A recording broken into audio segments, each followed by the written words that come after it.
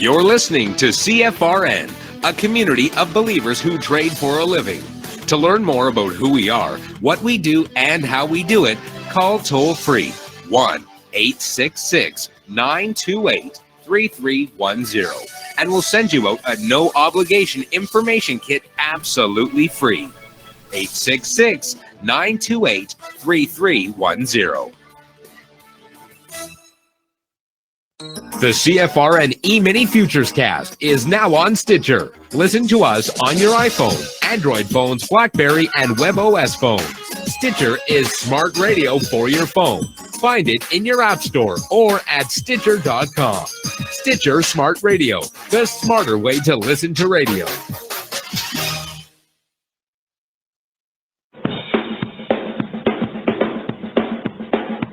Are you ready, Steve? Andy? Yeah! Bert? Well, all right, fellas. Let's go!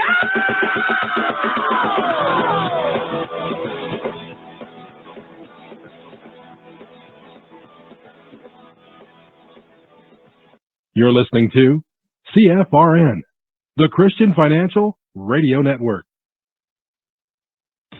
Today's broadcast is brought to you by Audible.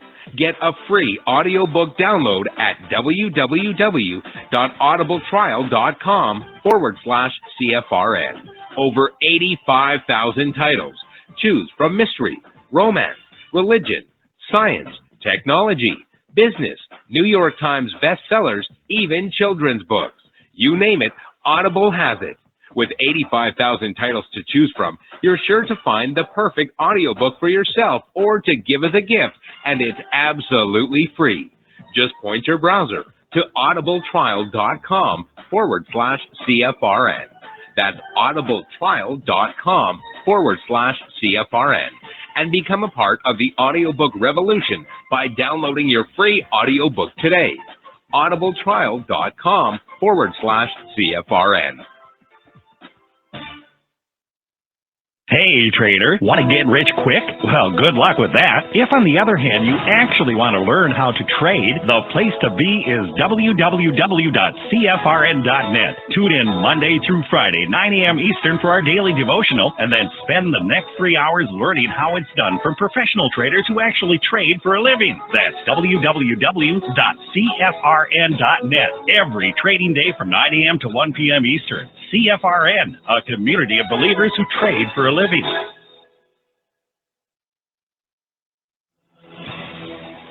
Good afternoon, traders, and welcome back to the CFRN Emini Futures Cast. This is the daily broadcast of Indeterminate Length, where we discuss all things Emini, along with some really big ideas on the finer points of trading gold, bonds, crude, sugar, the euro, and even T-bills. Joining us today from our studios in Boston, Mr. Michael Borth. From our trading desk in Chicago, Mr. Burton Schlichter. Now, to get things started, let's go to our host and founder in Studio A, overlooking South Mountain, America's largest city park. Here's Dwayne. Hey, good afternoon. Welcome back. Today is Thursday, 20th day of June, 2019. Thanks so much for joining us today. Whoever you are, wherever you are, we're just glad to have you right here, right now. That's what matters. Now, I have a chart up of the S&P 500 Emini Futures. If you cannot see the chart, please go to our homepage at cfrn.net. On the right-hand side of the page, click the big microphone, follow the instructions. You'll be registered in about 30 seconds. And that will give you one-click access to the show each and every day. Have I mentioned lately that we're in our second decade of broadcast history? I know. I'm as surprised as you are. Isn't that something? Spring of 2005. Had no idea that spring would forever alter the course of the rest of my life. And the rest of yours too. Many of you, some of you have actually been around since that memorable spring in 2005. Thanks for sticking around. So glad to have you here. Now, I just explained to you how to log into the radio program that gives you access to the chat box, the discussion, the charts, all that. However, there's going to be days when you find yourself away from the office, away from the desktop. You're using somebody else's internet-connected device, and they don't want you downloading a bunch of software, or stuff, as my wife calls it. Oh, you put stuff on my computer again. No, honey, that's a web page. No, it's stuff. It's moving. Okay, honey, I'll close the tab. No, seriously, it's going to happen, right? Maybe you're on vacation. Maybe you're in the little business area at the fancy hotel. You just had your continental breakfast. You want to join the show. Not a problem. Go to youtube.com/CFRN/live, and that's where you will find each and every day a real-time simulcast of the show as the show happens, brought to you by the good folks at YouTube. Thanks, YouTube. And thank you, Tom. All right, speaking of Toms, today is Dr. Tom Day. And he's going to bring with him, the last time I spoke to Dr. Tom and we hatched this plan, he was going to bring with him Mike Kelly, who was a guest on the show probably a year ago. It's been. He is a cryptocurrency trader. Dr. Tom manages a cryptocurrency fund along with Mike Kelly. Mike's the head trader. Dr. Tom manages the fund. So if things go according to plans, at the top of the hour, not this hour, the coming hour, they will be here for chat, discussion, answers to your questions, all that, and much, much more. Now, how about that S&P, right? And gold. Where do we even start? Let's go to the daily chart for just a second. Now, this is an important dynamic, and let me show you. I have this daily chart. I have it on the U contract, okay, September. The swing high of the September contract, 29.6775. Today's swing high, 29.6450. So on the September contract, did we make a new all-time historic high in the S&P 500 Emini Futures? Not yet. If I take this daily chart and switch it out to the continuous contract. Now, a reminder, the continuous contract is not something that you can trade. It's good for charting purposes, for getting a deeper historical look at the markets. But you can't input that symbol and place a trade. You have to trade off the current front month contract right now, which is September, or something further out into the future. Now watch what happens. Remember, high, not a new high. Go to the continuous contract, high, 29.6125. Today's high, 29.6450. New high. My point is, in the continuous contract, we did put in a new all-time intraday high in the S&P. On the continuous contract, we did not. What about the cash index? So glad you asked. Let's take a look. Stand by. Still looking. Okay, open next tab. Close tab. All right.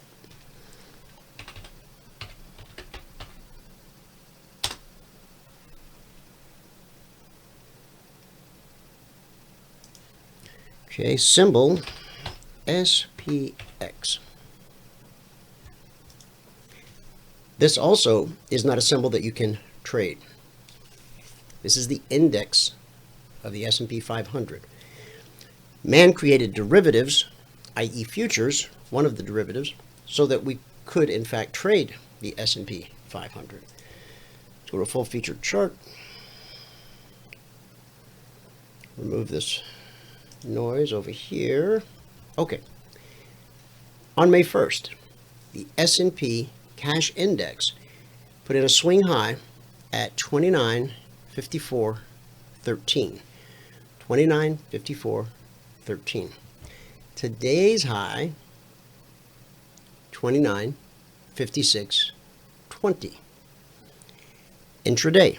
Now, this was a actually, if we want to look at the closing high, because see, on this day we gapped higher, closed lower. And so the highest closing price, let's look at the close on this candle right here, 29.45.64.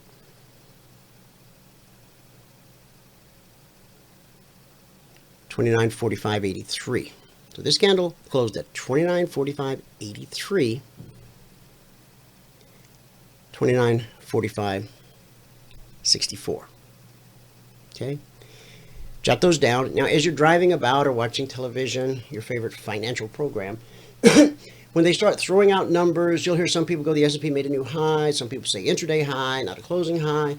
Are they talking cash market? Are they talking futures? If you're listening to traditional talk radio, or financial TV, with the exception of a couple hours before the Wall Street Open, they're always talking about the cash index, unless otherwise stated.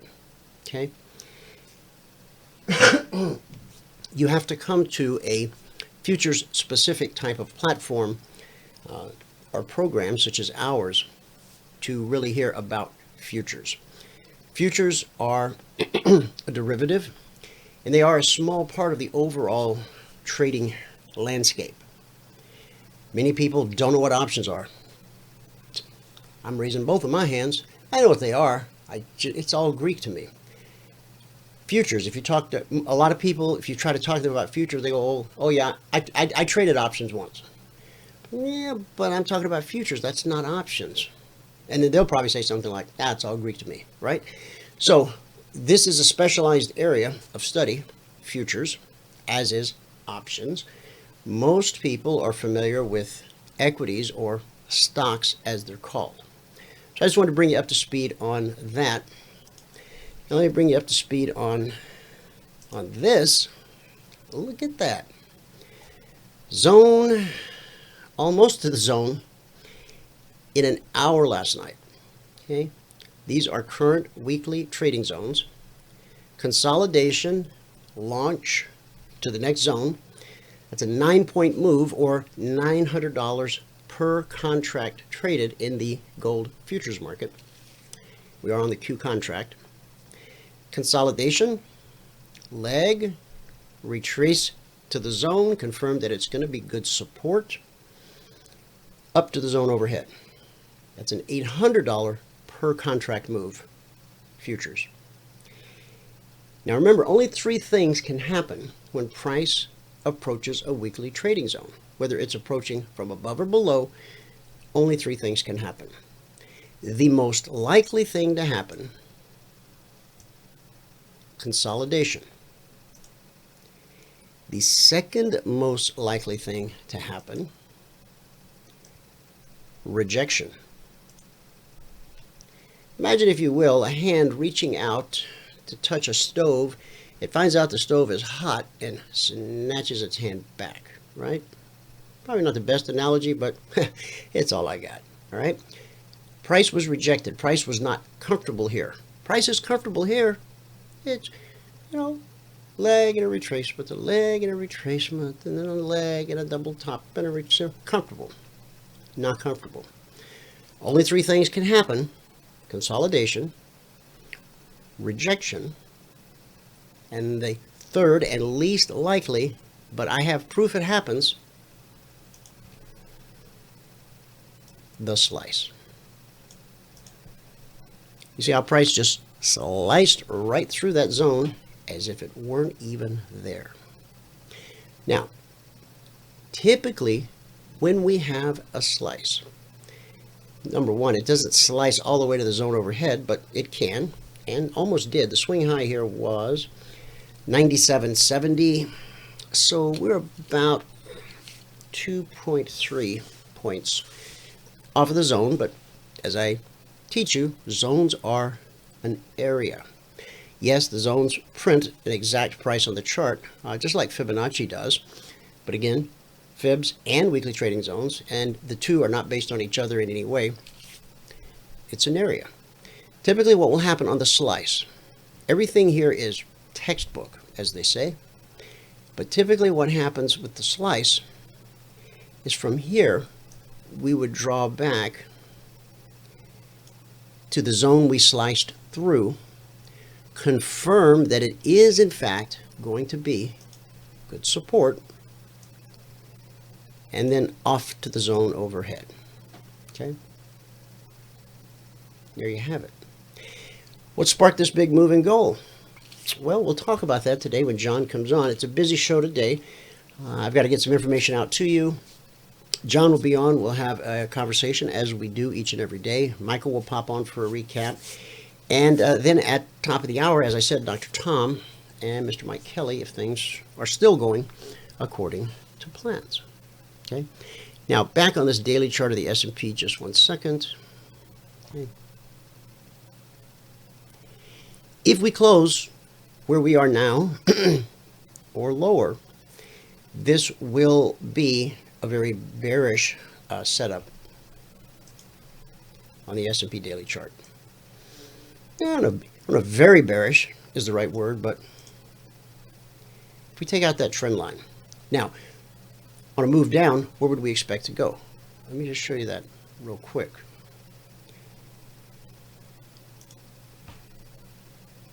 On the swing low, put in June 3rd,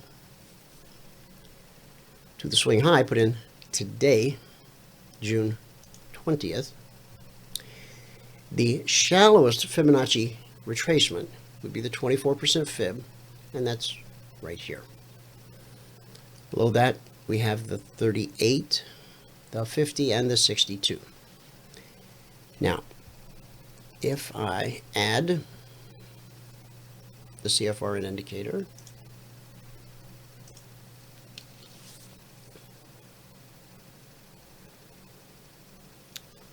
this helps us, and to borrow a term, triangulate, and then just forget that term, because it confuses some folks.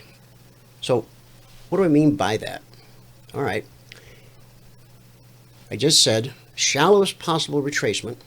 If this is the swing high, and if this remains a swing high for any period of time, then the shallowest retracement would be at 24%, which puts us, just above this very important area where we had the bearish cross. We've been talking about that. Remember, price stalled out there for a week. Now, below that 24 is the 38. But also at the 38 is what we refer to as our BBC. And that just stands for bull bear cross. Simply, what does that mean? If price is above the BBC, we are bullish and we anticipate higher prices, and you can see how that's played out on the daily chart. Once price gets below the BBC, we anticipate lower prices, or we're bearish, and that applies to whatever time frame is being observed. This is a daily, it could be an hourly, it could be a 5 minute, a 1 minute, it could actually be a volume chart, it could even be a tick chart. Okay? With me? Okay. So, the highest, if this is in fact the swing high for today, maybe next couple days, because it takes a little time for price to make moves of this size. Not that it can't happen in the twinkling of an eye, because, well, look at gold last night. The high probability move for us, based upon our narrative, based upon our understanding of how markets work, based upon the lens through which we see markets, a high probability move would be back to the BBC, which is currently parked at the 38.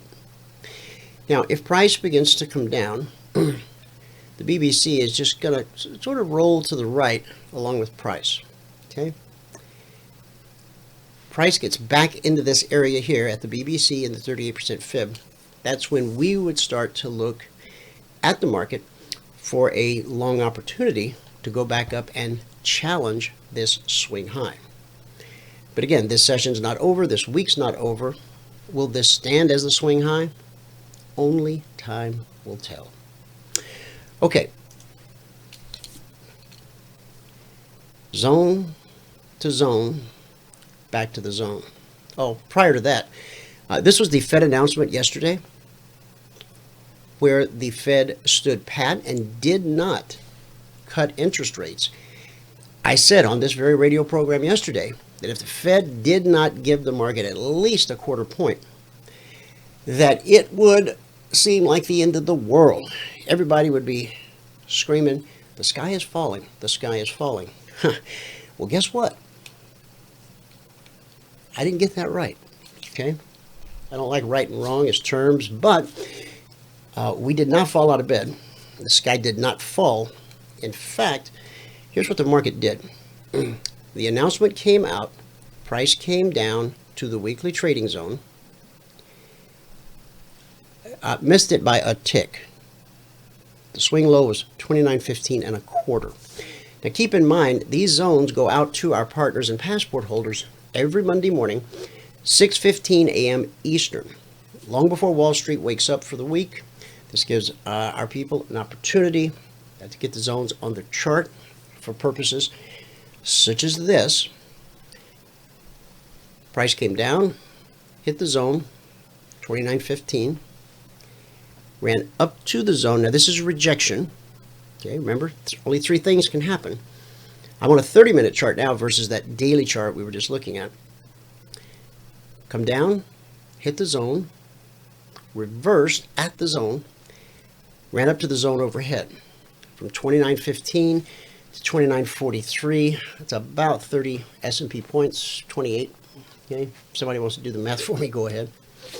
Now, what do we do when we got to the zone? Remember, only three things can happen. There's rejection, here's consolidation, and then we take off and head to the zone overhead, and from 44 to 64, that's 20 points. I can do that in my head. 20 S&P points at $50 per point.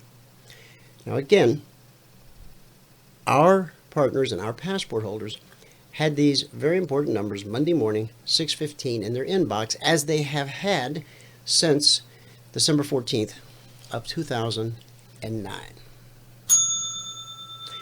And we feel very blessed to have this tool, this information, this knowledge, this understanding of the markets to work with. And we're also happy that we're able to share it with you. 20-point move up, 20-point move back down. So I said here we had what, 30 and 20s 50 and back down. That's 70 points of movement in the S&P 500 Emini Futures. Rejection, consolidation. This looks like rejection, and if you want to classify it as such, that's fine. If we drop to a smaller time frame, a lot happens inside of a 30-minute candle. It would look more like the consolidation that it really is. And then back, okay? Now, in this 30-minute candle, of which we have 2 minutes left, you can see that we spiked below that zone. Question is, will we close below it? Okay, if we close below the zone, we start looking south. No major change to the narrative yet. Still looking for a move back up to challenge this swing high. The outcome of this will be determined by buyers and sellers in the market. It will be determined by order flow. You see, as price was making the move up, there were more buy orders than sell orders in the flow. And as we made the move from this zone back down to this zone, well, obviously there were more sell orders than buy orders in the flow. There were plenty of people selling this move up and plenty of people trying to buy the move down. Why? Well, because they thought this was the high. Or, you know, with each little move up, okay, it can't go any higher than that. Or that. Or that. And on the way down, well, it can't fall any more than there. Or there. Yeah, puzzled looks. Don't be afraid to let the current candle finish its job before you take action. Okay?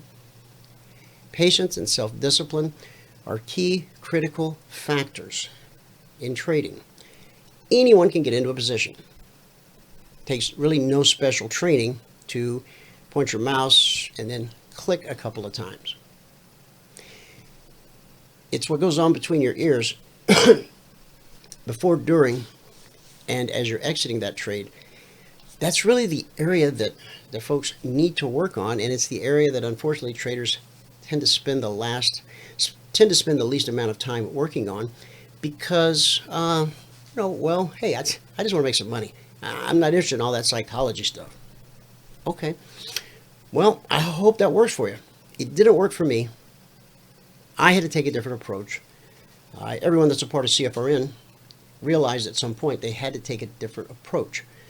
As long as you go down the same road, you'll end up in the same place. As long as you use the same recipe, you'll bake the same cake. And as Einstein said, the definition of insanity is to continue to do the same thing, yet expect different results. Okay. All right, real quick, we're going to give you the numbers here from around the world. These are cash markets. We will start in the U.S. The Dow currently up 116 points. NASDAQ up 33. S&P 500 up 13. And the Russell 2000 up 2.5. No movers, no shakers, but it's certainly green. In the commodity basket, crude oil up $2.96, trading 56.72 last. That's over a 5% increase.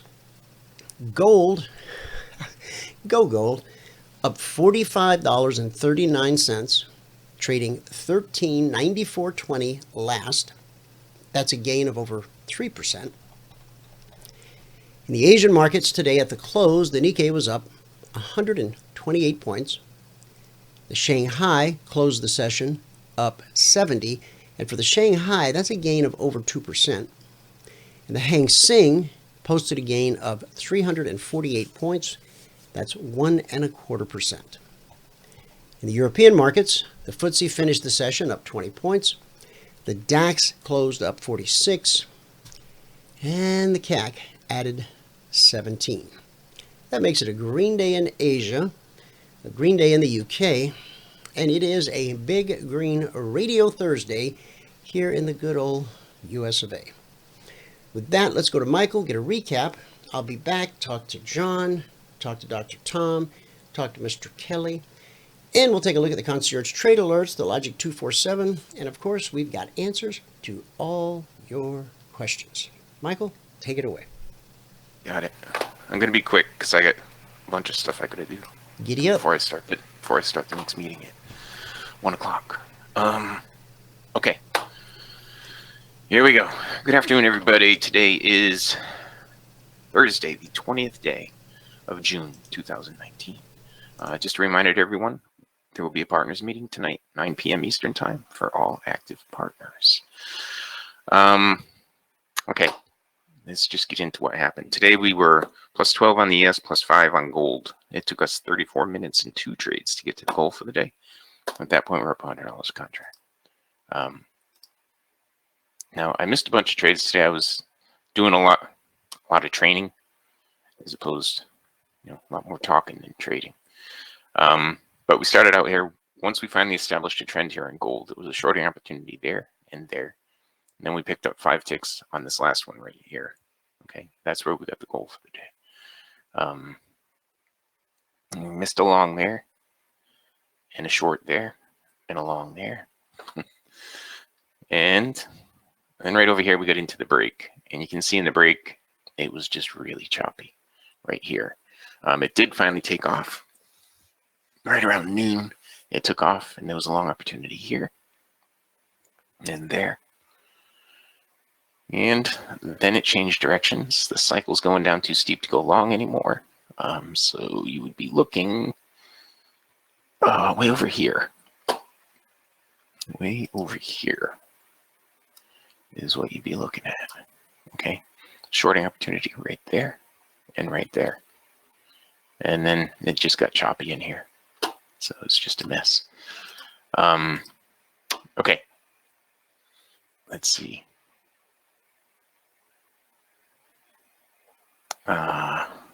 This is the euro. We didn't do anything with the euro today, but there was one shorting opportunity right here. And that was pretty much it all morning.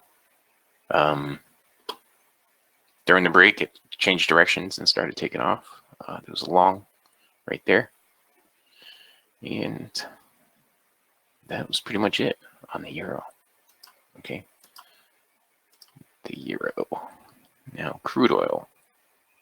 You know, crude's my favorite, but we only had one trade that we actually did today. Let's see. Right here, it was a shorting opportunity that I missed. This was the one break-even long trade that I did get into.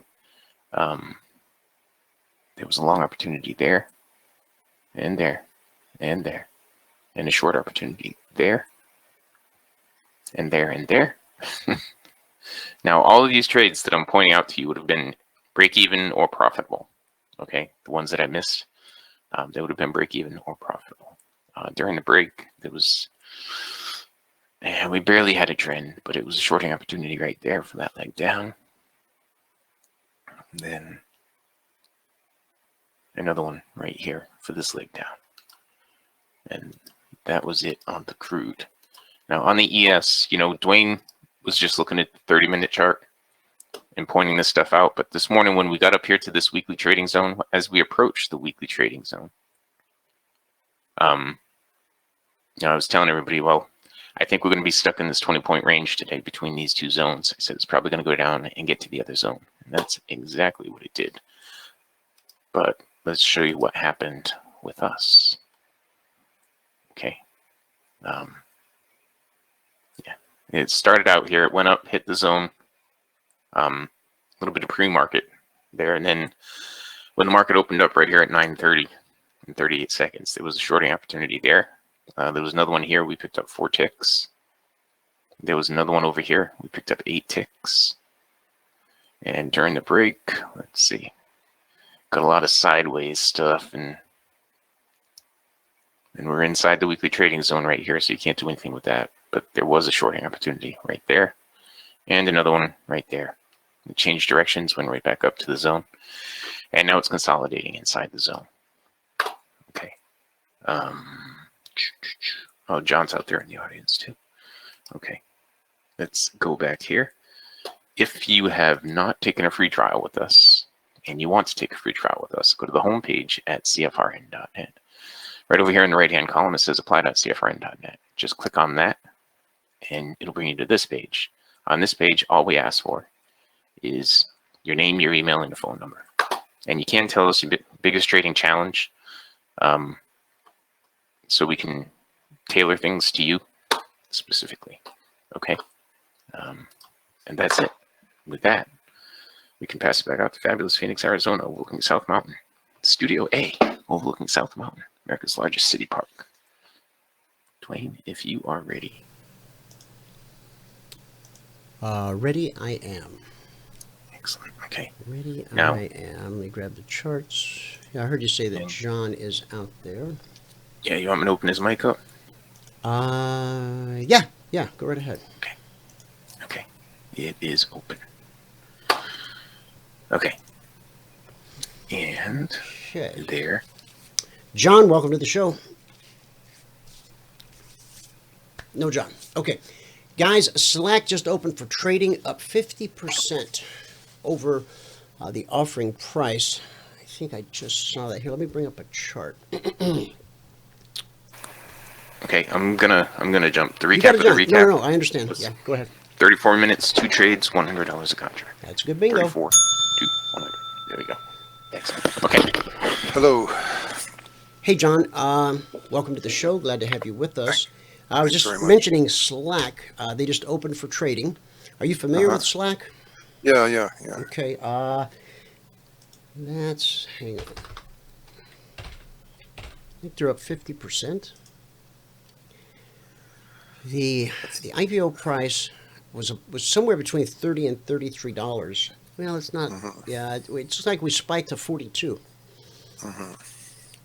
All right. That's pretty good. Yeah. You know, these IPOs are doing really well. The big story. I mean, we're in a market today of just gigantic proportions. There's no other word to describe it. There's never been anything like this. Guess I what was our talking highest to weekly trading zone for the S&P was this week? 2964. Right? Yeah, the swing high, 29.64 and a half. Two Yeah. ticks. I kind of called that top this morning. Good job. Thanks. Look, I was talking to a fund manager yesterday, a very sophisticated guy out of California, and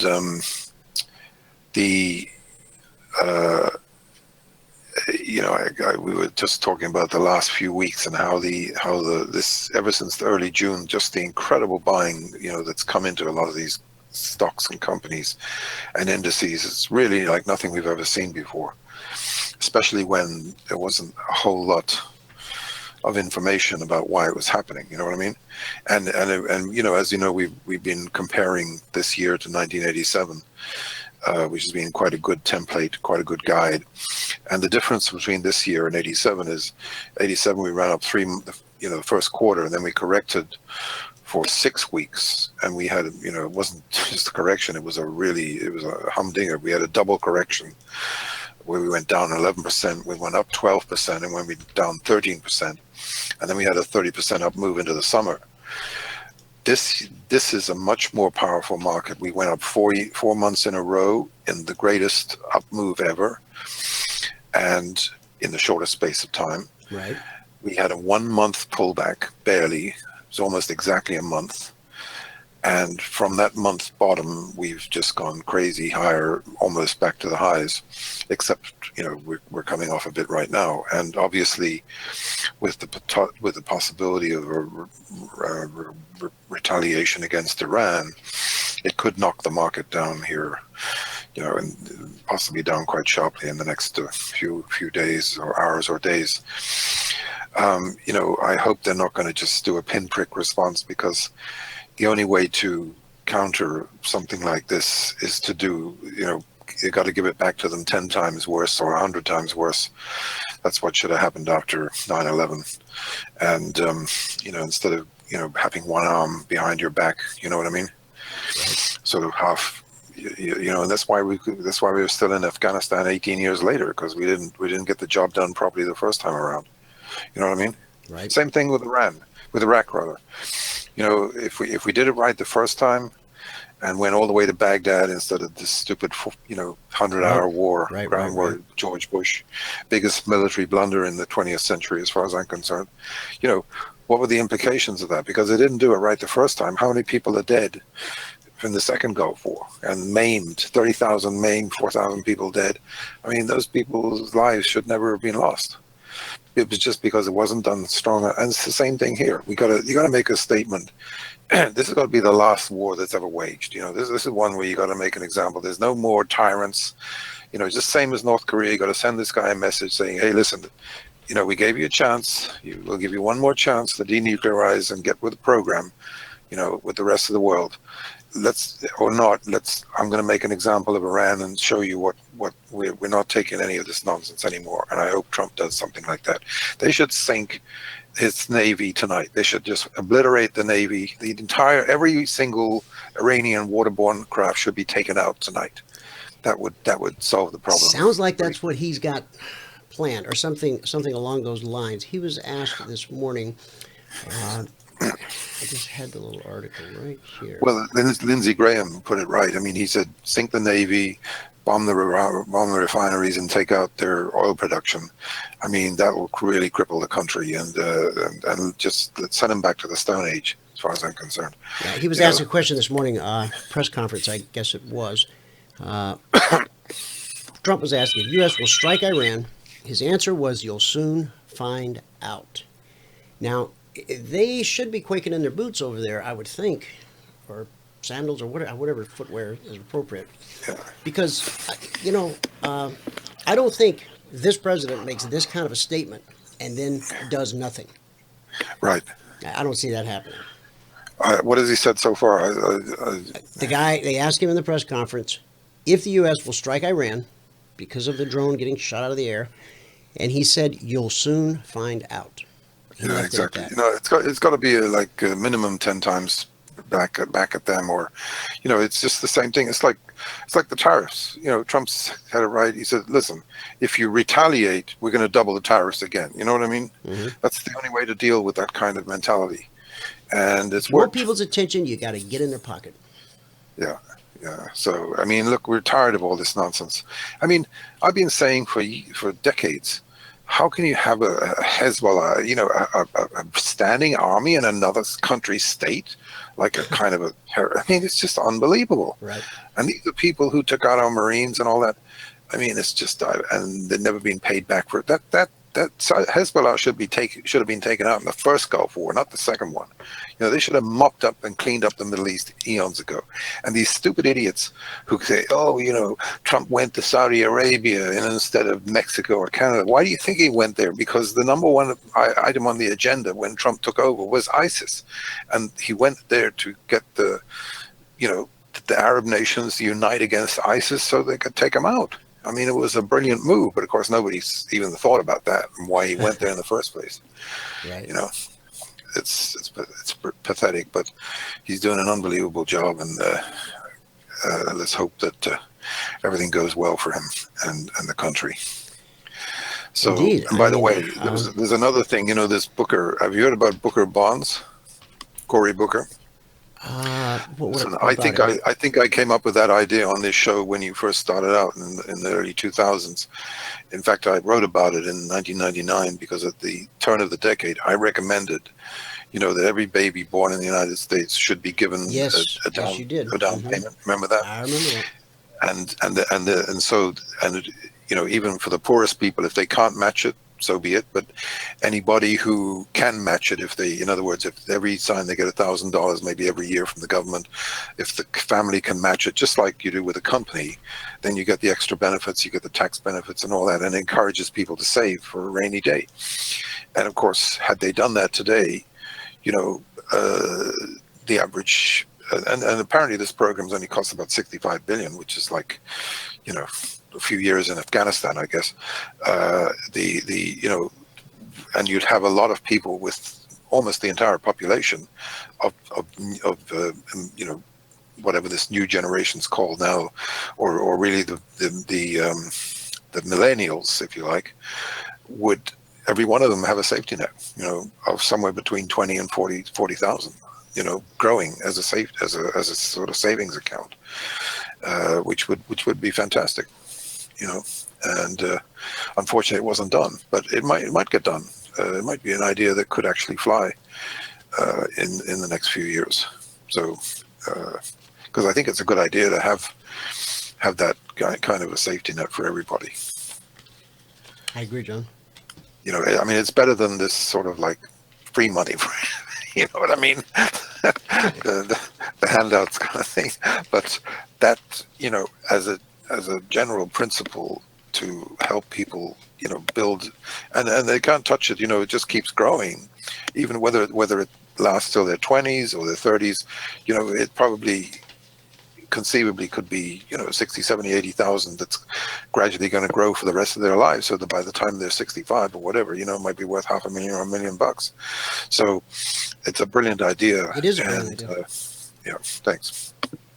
So, well, look, we said, what do we say the last few days? How many times have you said this about the gold, that we're going to wake up one day and there it is, and, well, there it is.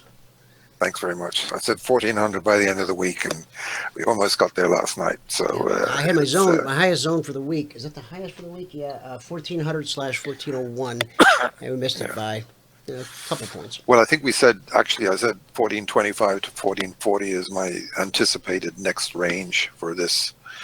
And I think, 1,500 can't be ruled out now. And as you know, once you sort of get to 1,500, it's like getting through $50. You tend to go to 100. So 1,500 sort of puts us on track to going to a new all-time high in gold. And look, what's big about this is there's some huge gaps this morning. All the gold stocks are gapping higher. Well, pretty much, all the big ones. And the dust, let me look. When do we say the dust? Has the dust turned out to be a great short? We said when it started There's making the dust new, on new the week. daily chart. Yeah, new all-time lows. Look at that gap down. That gap, I mean, on the opposite in the nuggets and the JNUG, those gaps higher, probably unlikely to be filled. And look at the way we've dropped off. Remember, we commented about this drop off and how enormous, how kind of what's the word? Remarkable it was, if you like, how this thing just broke down after this sort of final rally, dead cat bounce kind of thing.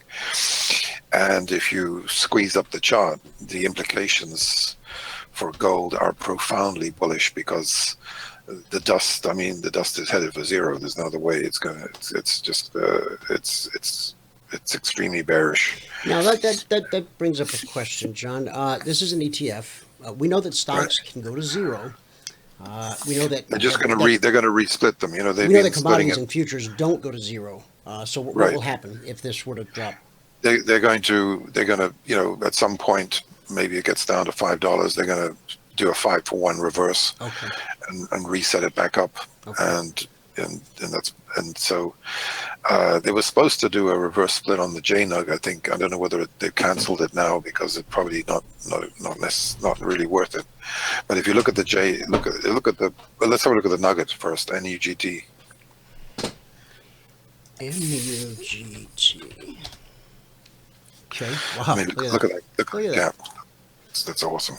Yeah, right into some resistance, and we've got stuff to deal with up to about $30, and then from 30 to 38, with a little hitch in the giddy up at 32. So that's some pretty clear sailing. Yep. This thing could really move to the upside. I mean, if you remember, I said possible vertical up move. And it really could go that way. Obviously, if something big happens tonight, you could see a $50 or $100 move higher in the gold. So it really could happen. I mean, I don't think it's not gonna last. There's gonna be some back and forth. It might overshoot, but it's generally setting a higher trend.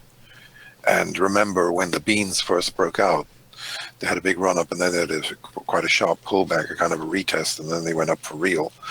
And I think they're making new highs again this morning, the beans, or they're close to it. So the commodity, the whole commodity, no, they're not on new highs yet, but they're on their way. They're doing quite well. Oh no, actually the beans are pull up these beans. Are new highs. Soybeans. Here we go. Wow. Okay. Yeah, if they can clear this area, look at how much blue sky they got overhead. Yeah, I know. That's why the whole complex is probably going to go much higher. And remember what I said yesterday about the silver catching up. I mean, we're up 50 cents now today. Yeah, let me bring that up. I told you, we get back over 15, I get to sleep in the house again. It's going to be a beautiful thing. But actually, if you look at silver right now, if you look at that whole structure, do you see how dynamically higher bullish this thing could absolutely explode higher, up to 18, 19. It really could go big time higher. Yes, it could. Look at that. Yeah. That's a monthly. Yeah. Yeah, it's a super dynamic situation. Now remember, got a hurdle at 20 to 22, and then another hurdle around 27 to 28. Yeah. And then, man, this thing just rip higher to the all-time historic high. Yeah.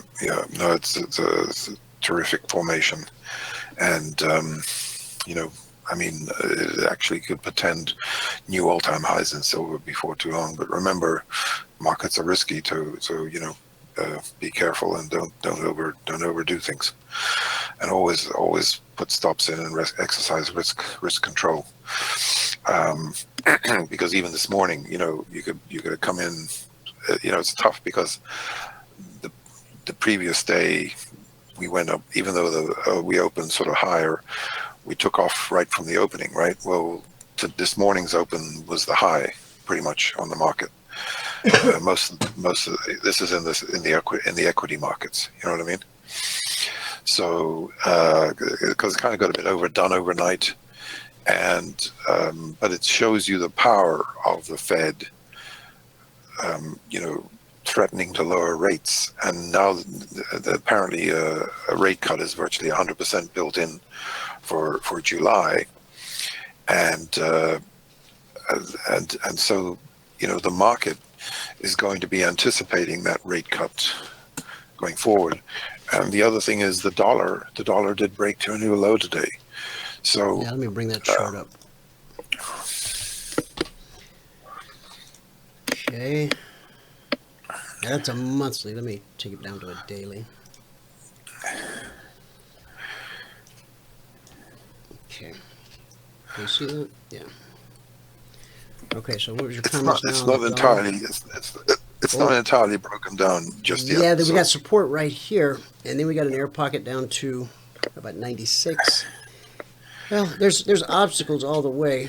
Do you have any kind of a projection, any kind of an idea of where we might? Well, end up on I'm the looking downside? for I'm looking for 82 by the end of 2020. So, and obviously, if we break down sort of through 96, 95, we could really, that whole structure could roll over, if you like.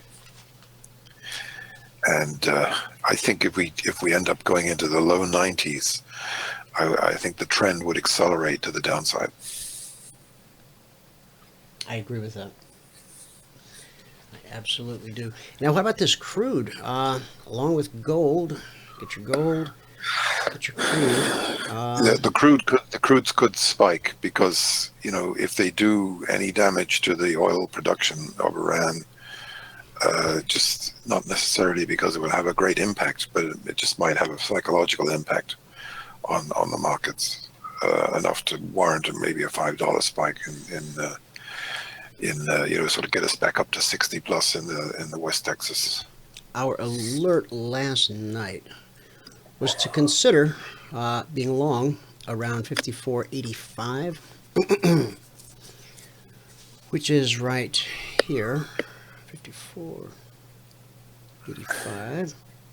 The initial target on that was 54.95. That's a $1,000 per contract move. 54.85 to 54.95, and the final target 55.85, which we handily exceeded. That's a $2,000 per contract move, and the thing just kept going. So it's actually it's turning a little bit parabolic. It's kind of arcing up in a kind of a semicircular formation. That's usually a precursor to a pretty big spike higher.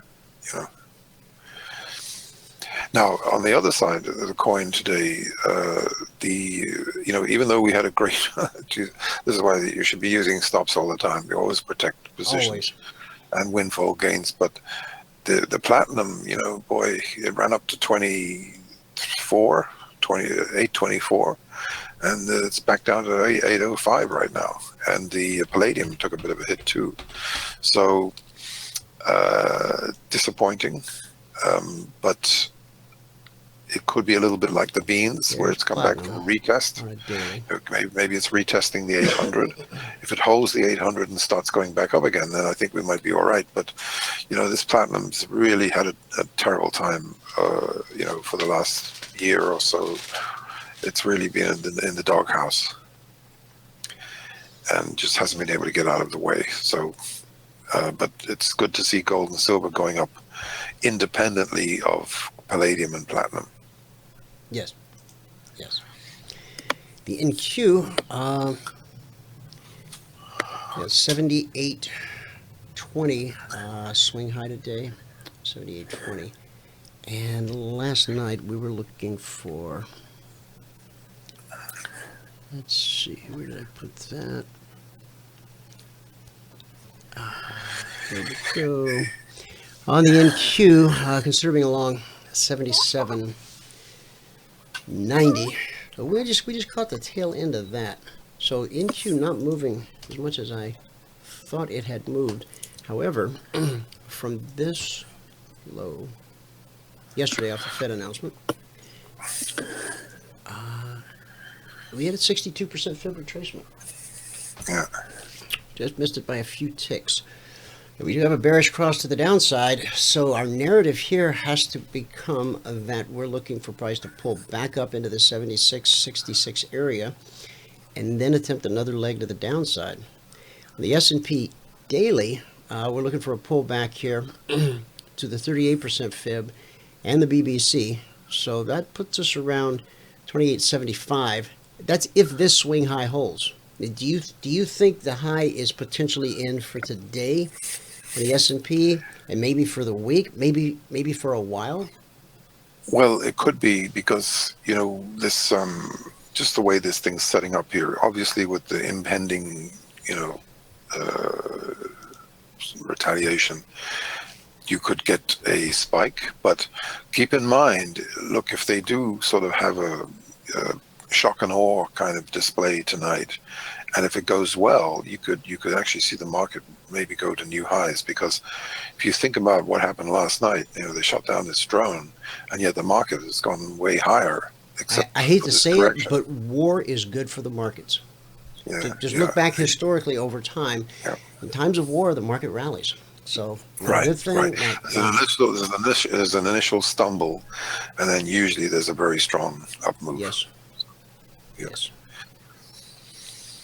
So, the day they rescued Jessica Lynch, I've been told there was quite a rally that day. I wasn't watching the futures then, but I got a guy who used to love to tell me that story. So, anyway. Okay. You know what I'm talking about. Yeah. Well, listen, thanks very much for the invite. John, thank you. Have a great afternoon, and hopefully everything goes well tonight. So.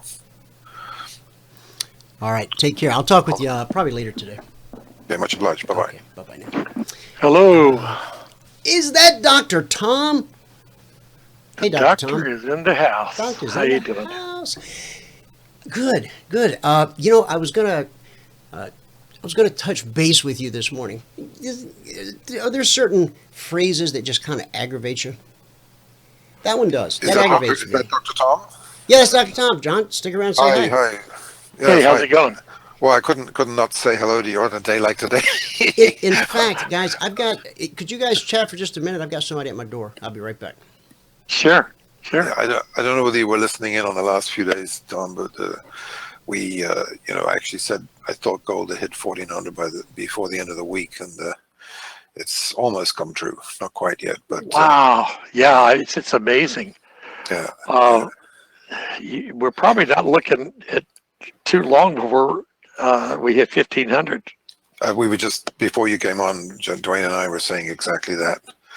And I mean, this is a pretty epic kind of a move here, and it's the beginning of something pretty big, and looks like it could spike. I think we could definitely go up another $50 to $100 from here.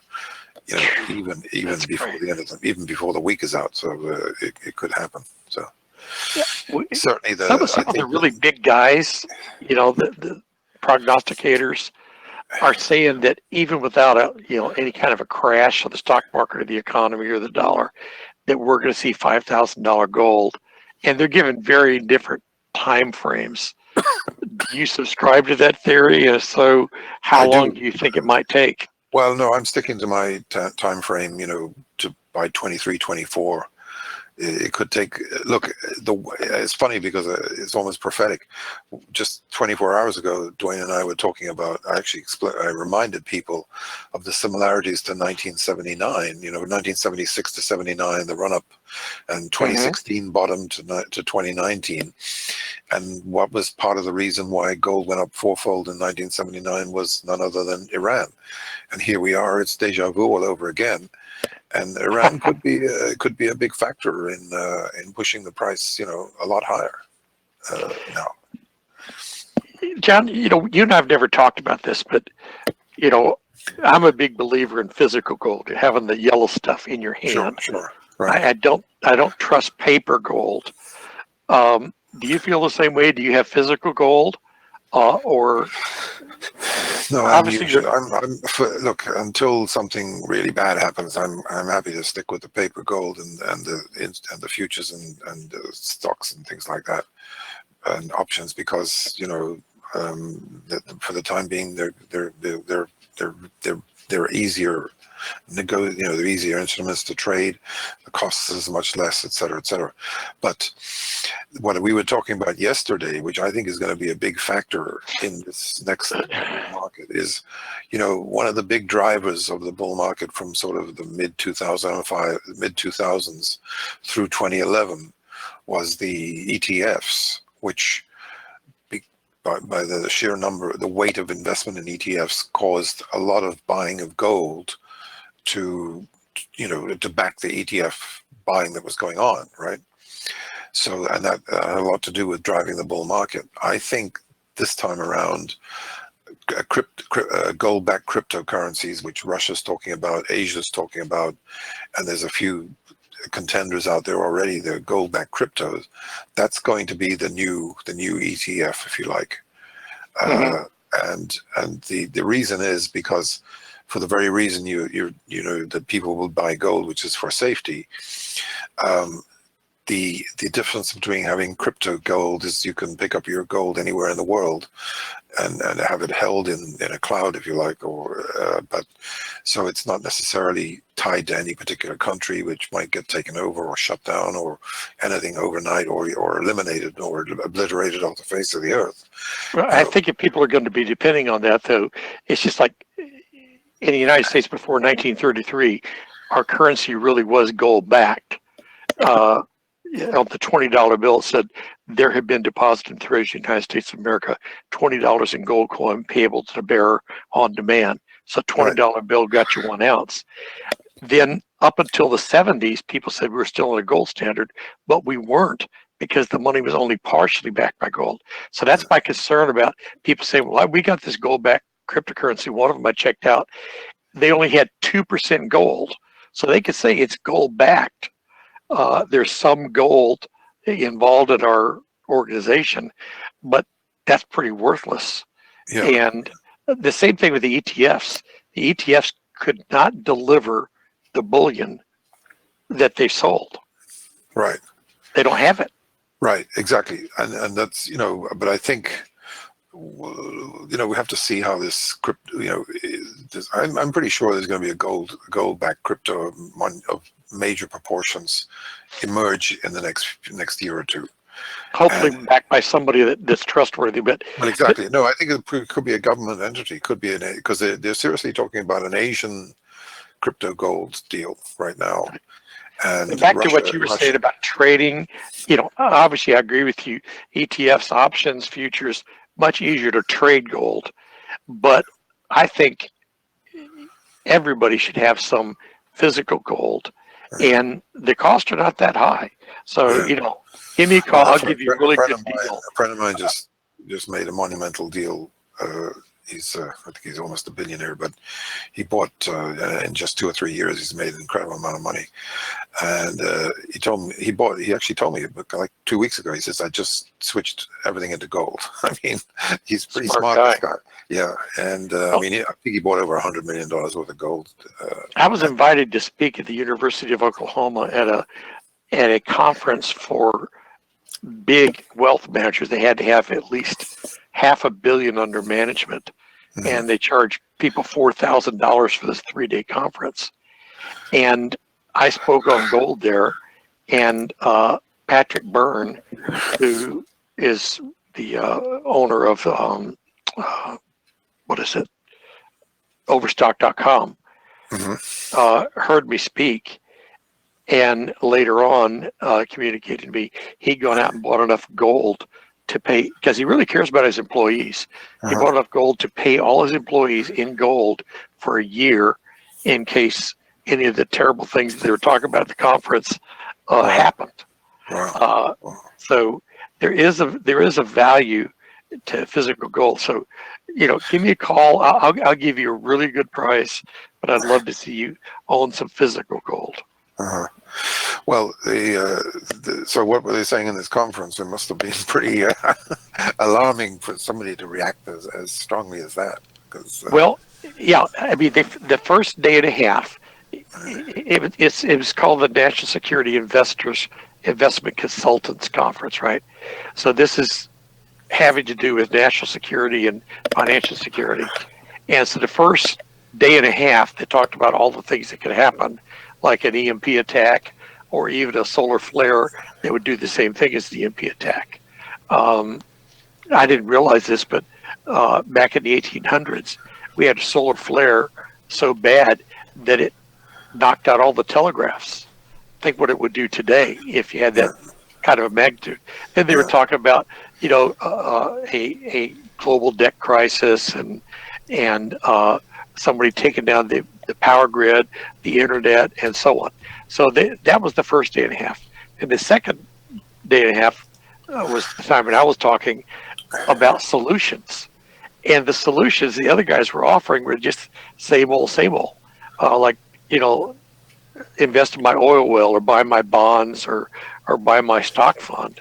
But if any of these really bad things happen, none of that would have done any good.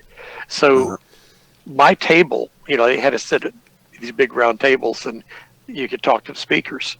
My table was always the most popular table because I was the only one there that offered a real solution of a hard asset that could actually protect people. Interesting. So I think that's what convinced Patrick Byrne.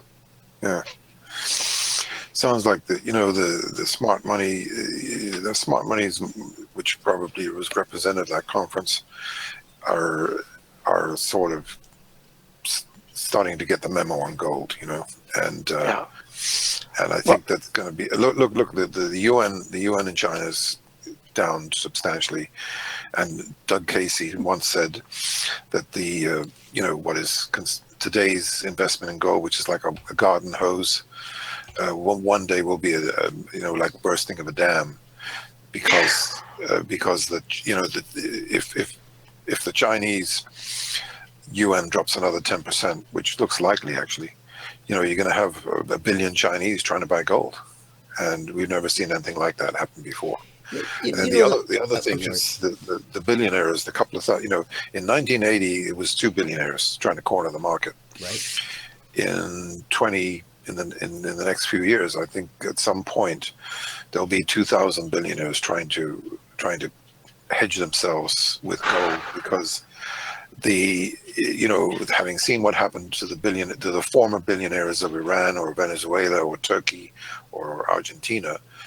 And that's why I see the potential for crypto gold as being an instrument that can give instantaneous protection to a billionaire who just decides, listen, it's hitting the fan. I'm out of dollars. I'm into gold, just like that. Yeah. And he has you were mentioning China, and it's been all the big talk lately. Biden saying, "Oh, China's gonna eat our lunch, ho ho ho." They're no competition for us. Well, actually, in several of the measures of the world's largest economy, like in production and exports, they have already beaten the U.S. They're already number one in several areas. They use 60% of the world's cement. I mean, something just by example, and steel as well. I mean, they're in many ways they are already the biggest economy in the world, but I think they've managed to spin this economic growth miracle at 7% for the last decade. That's not. I don't believe that's true, because you think Not about sustainable. it. Yeah, if they were growing at 7%, I think their market would be all-time highs, and it's not. It's way off the highs. It is. And Let me share something with you that you may already know, but I don't think most people know. China has been much smarter than the U.S. with regard to gold for years now. Several things. Of course, South Africa was the largest exporter of gold. China took that position over 3 or 4 years ago. India was the world's largest net importer of gold. China took that over 2.5 years ago. China is producing gold like crazy, and a lot of what they're producing, they're not reporting to the IMF. Financial Times did some investigative reporting and found out that they were underreporting. But the other really big thing is the world's largest gold show, trade show, was always in Orlando every year in January. and you had 10 to 12,000 people attending. Guess what the biggest one is now? China. It's in Bay Cotton picking Jing, and they have 250,000 people attending. And one final thing is that the Chinese government is encouraging their people to buy gold. For 50 years, we made it illegal in this country for people to buy gold bullion. But here the Chinese encourage you. So the Chinese people now, by some estimates, are holding as much gold as the government does. So whatever the government has, multiply by 2. And that is very, very smart. Absolutely. Yeah. So, anyway, the most aggravating thing, or the thing that I really believe restrains gold from trading at substantially higher prices, is fake gold. President Trump likes to talk about fake news. I like to talk about fake gold because it's such a real thing. Imagine if someone was out there, trying to sell fake shares of IBM or Amazon or any other publicly traded company. They would get in a lot of trouble really quick. But the guys behind these ETFs, like GLD and SLV, they have tricked the investing public into believing that they have a diversified portfolio, that they have exposure to precious metals. They have exposure to a piece of paper. And the prospectus behind, and I showed it on this radio program probably about a decade ago. I had the prospectus for GLD, and we went to page whatever it was, 200 and something or other, and it's just clear as day, buried in the middle of a bunch of stuff so nobody will ever really see it or read it. It says, we're under no obligation whatsoever to take your money and buy gold. It's just right there in black and white. And if you do try to redeem your shares, they charge you a fabrication charge, which means that they don't really have the gold. They have to go out and get it. They have to go to the market. Yeah. It's sad. I laugh, but it's a criminal act. It is an absolute criminal act, and yet somehow they have managed to gain a pat on the back, literally, from our government, because, and that has to tell you something. Our government is duplicitous in this defrauding of the investing public through shares of companies or funds like gold and SOV. And the reason that can happen, Dwayne, is just like, most of the big companies that produce arms, Boeing and the military machine and so on their board of directors are retired admirals and generals. Okay. And they're being very, very well paid. Well, on the SEC are people that have retired from some of the biggest brokerage firms and the companies that produce the ETFs, and they're now the regulators. Politics and the financial markets make for creepy bedfellows. The fox guard in the hen house. I've always wanted to say military-industrial complex. Would this be a good place to say that? Would I be using the term properly? I'm just kidding. Go ahead. Well, today we're going to talk about something really evil, which is our banking system, the fractional reserve banking system. That we talked about that. John, I know you're going to pick up where you left off last week. So I take it Mike Kelly's not coming today? I wasn't able to get him on, no. But okay, audience, John, belay that remark earlier. Go ahead. Yeah, I'll let you know ahead of time when he can come. But he's doing a lot of traveling right now. Okay. But John, you may already be aware of this. But one of the things I talked about last week, I want to, and I know you have to go, but I wanted to just share this one really important fact. Most people believe that the Revolutionary War was fought over taxation without representation, or the Boston Massacre, or any number of things. But according to Benjamin Franklin, he said the real reason was money. He says, this is an exact quote, the inability of the colonists to get power to issue their own money out of the hands of King George III and the international bankers, they had them back then too, was the prime reason for the Revolutionary War.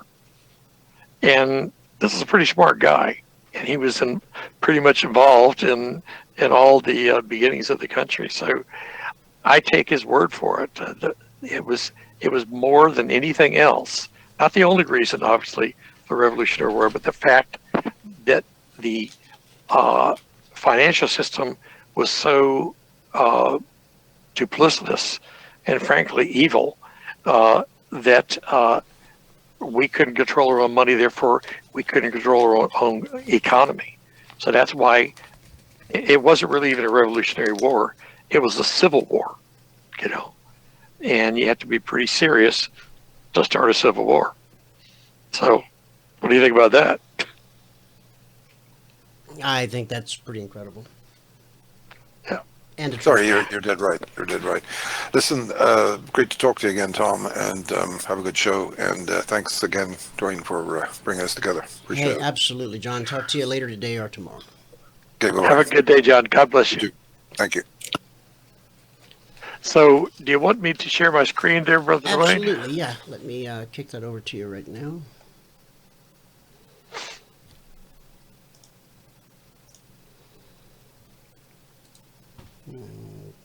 Okay. It's all yours. Okay.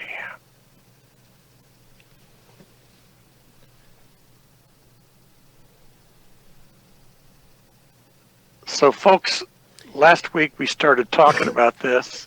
Now, I do see the slide, and I see the upcoming slides to the left, so...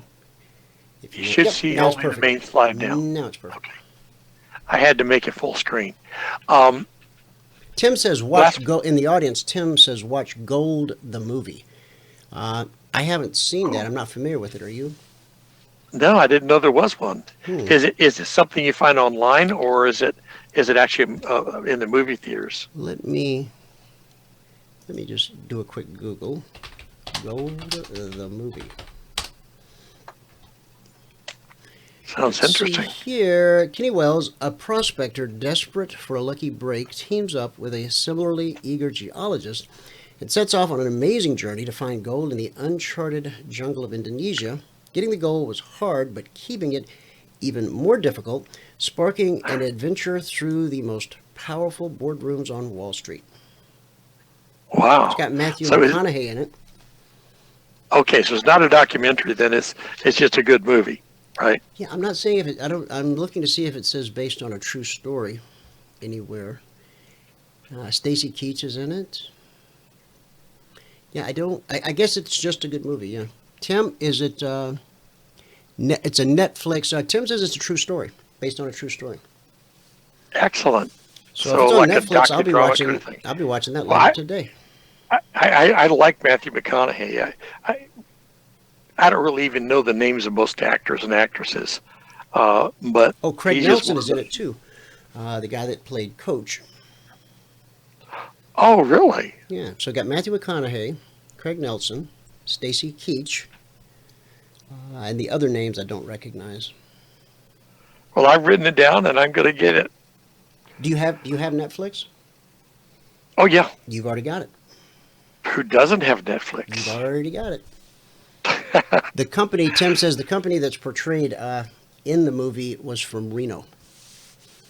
What was the name of the company, Tim? Do you have that?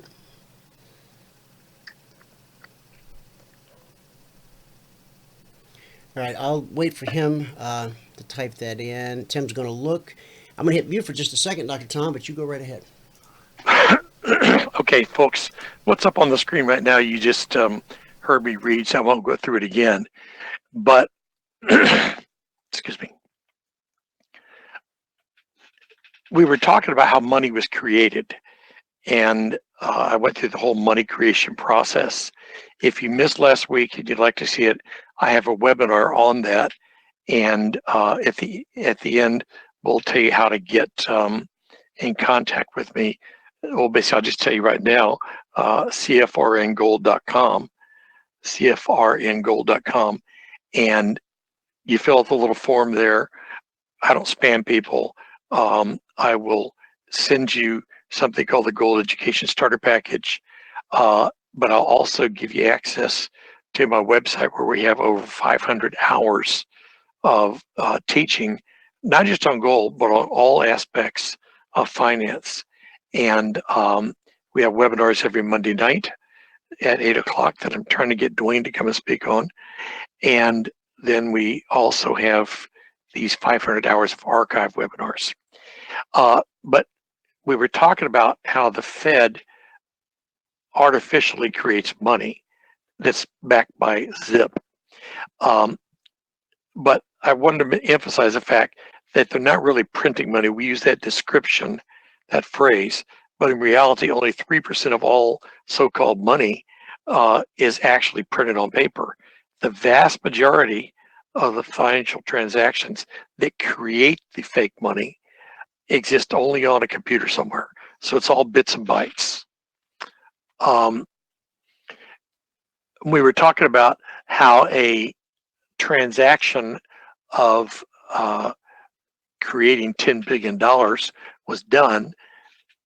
The Treasury would print up $10 billion worth of Treasury debt, and then they would take that over to the Fed, and the Fed would buy it with $10 billion worth of money that they created out of thin air. But the problem is the money, which is actually debt, is our taxes.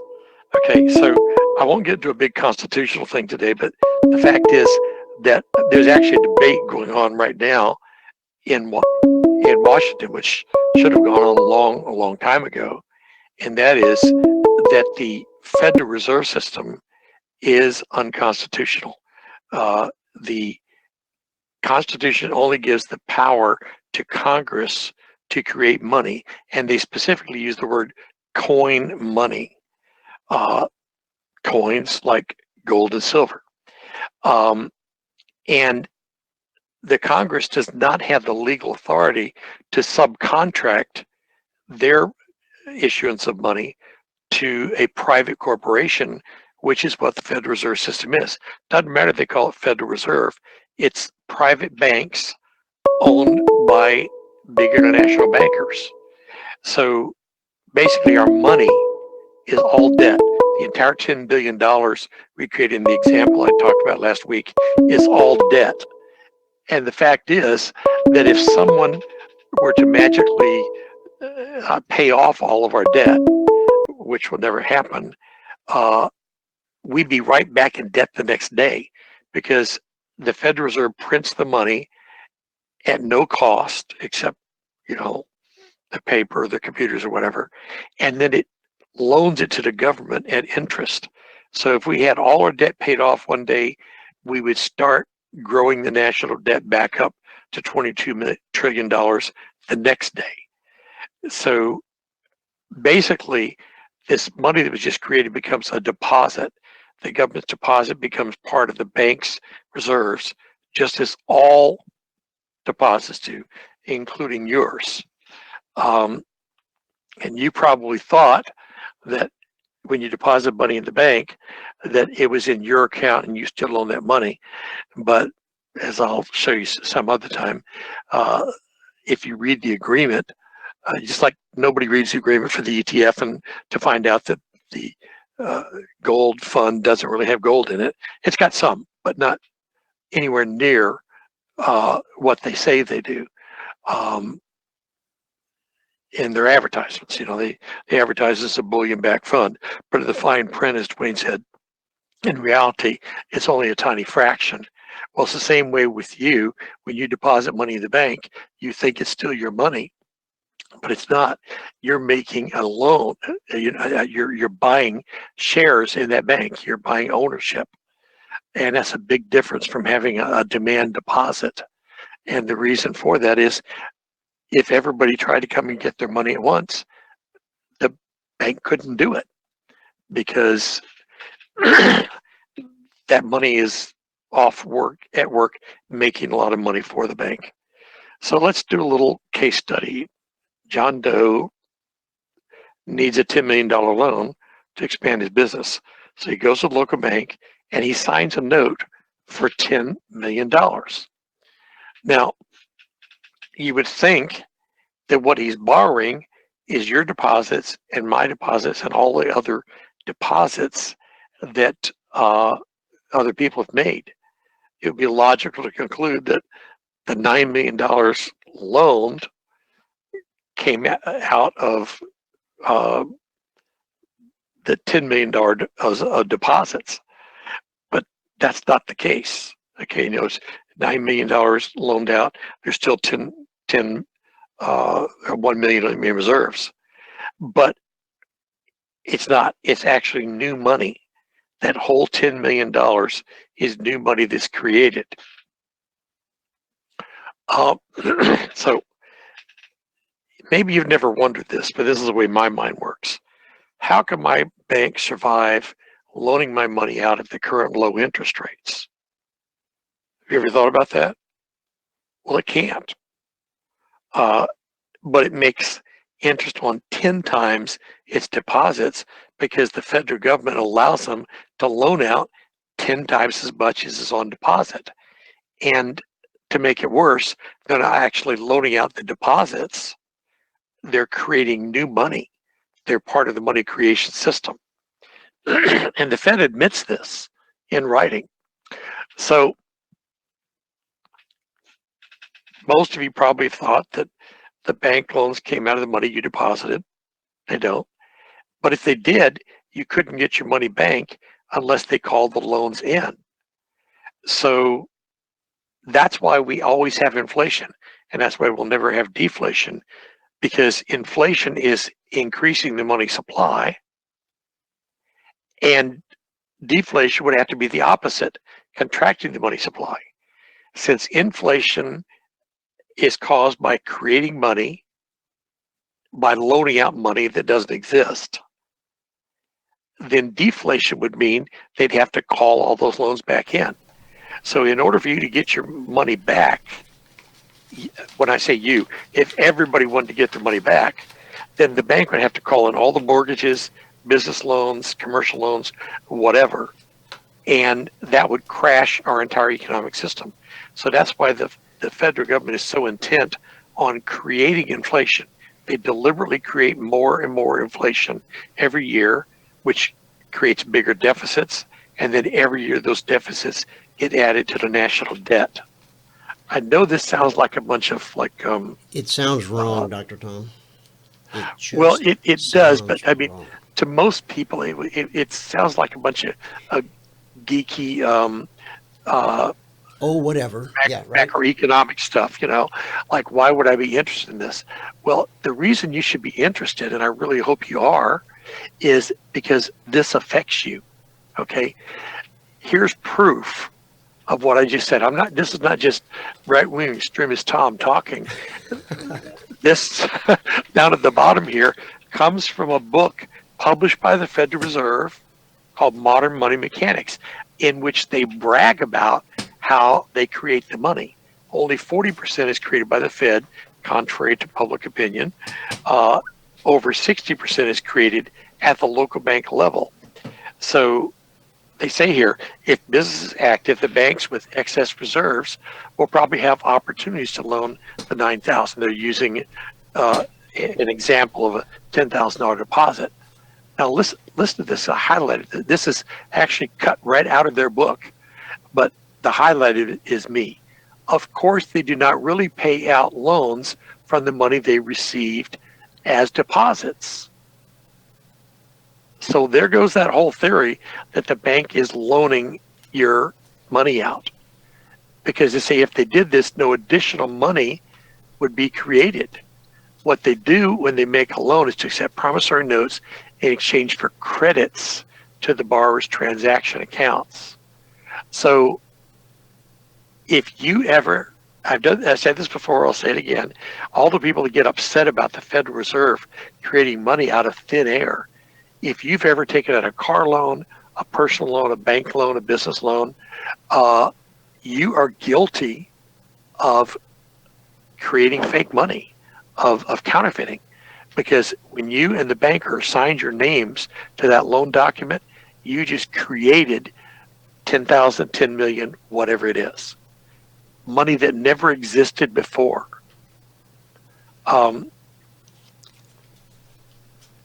Can we expect to be brought up on charges for our crimes, high crimes and misdemeanors?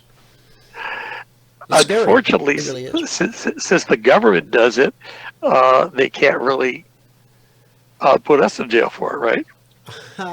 Well, I know the government does a whole lot of stuff that you and I, John Q. Public, can't do. Yeah. The old joke is, like, if a guy's down in his basement printing money, we call him a counterfeiter. If somebody's up in Washington printing money, Call him the Fed. we call him a politician,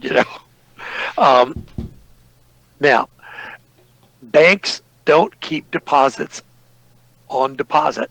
Only 10% of them.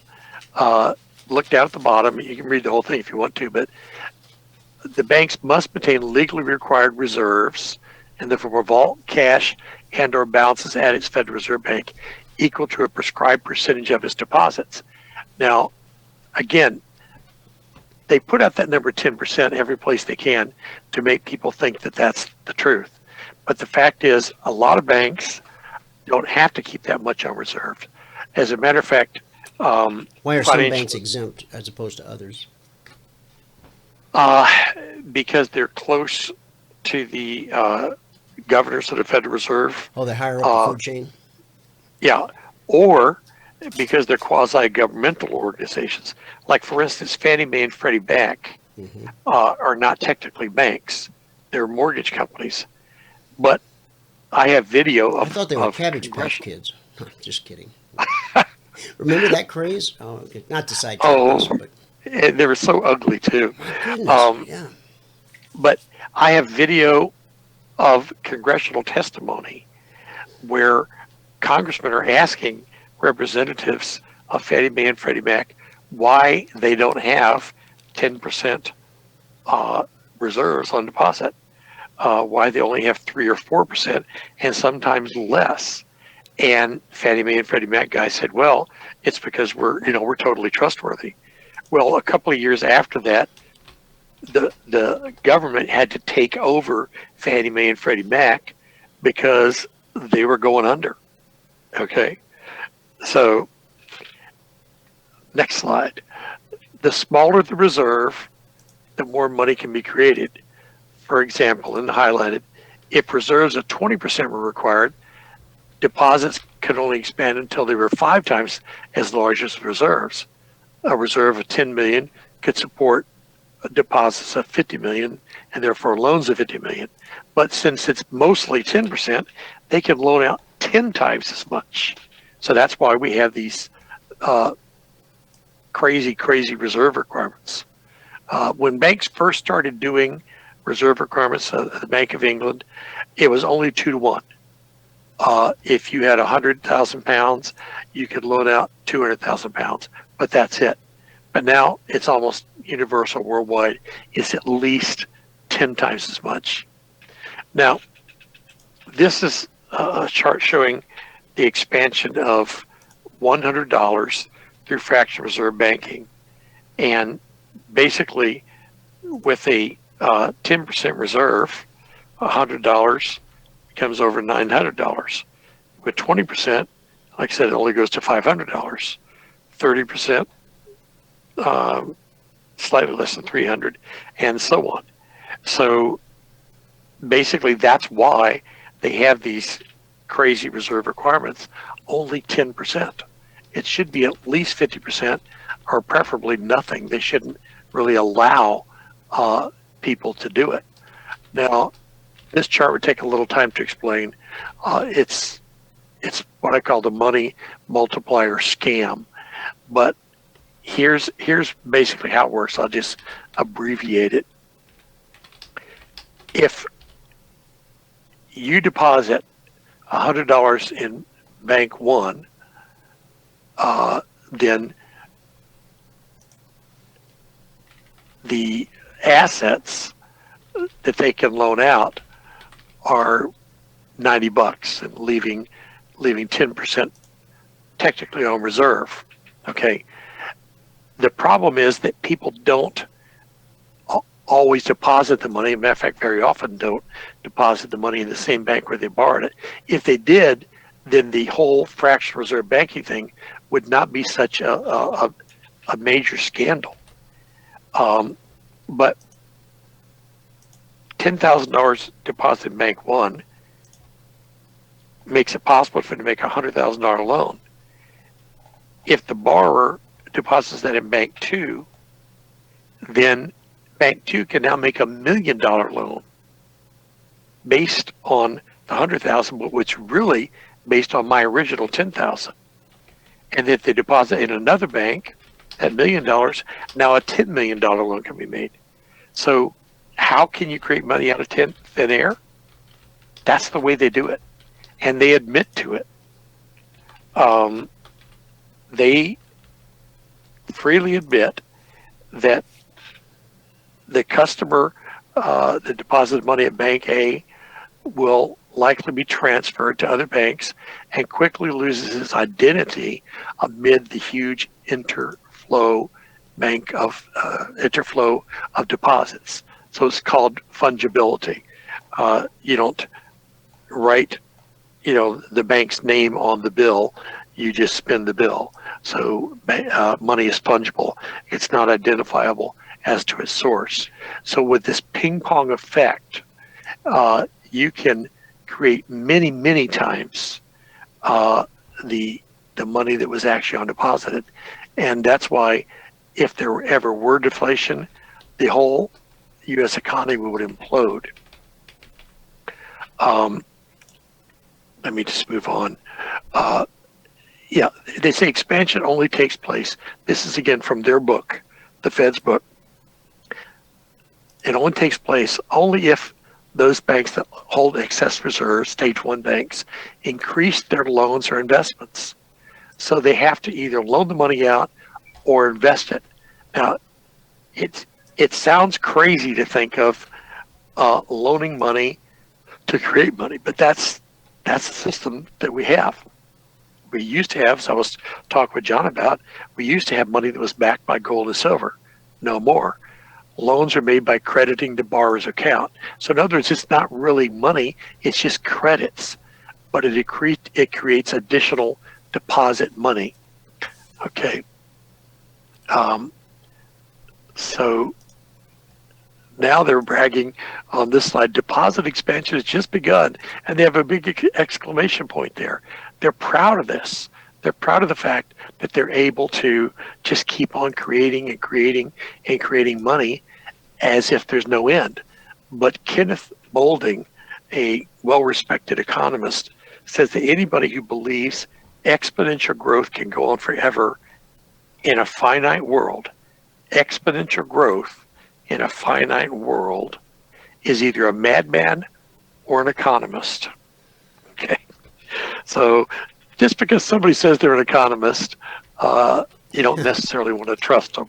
Right, yeah, and just because you have money in an account somewhere does not make you a trader.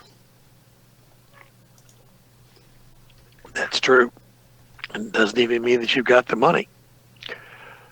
Okay, I want to quote the Canadian Prime Minister from some years back. His name is Mackenzie King, but he was sort of like the Ron Paul of Canada. He understood money, and I really believe that at a basic level, Ron Paul was the only person in Congress that truly understood money and credits and banking. Anyway, here's what he said. Once a nation parts with control of its currency and credit, it matters not who makes the laws. Now, he's actually sort of semi-quoting Rothschild in that. He said, give me power over the laws, or give me power over the money, and I don't care who makes the laws. Usury, once in control, will wreck any nation until the control of the issue of currency and credit is restored to government and recognized as its most sacred responsibility. All talk of the sovereignty of parliament and of democracy is idle and futile. Okay?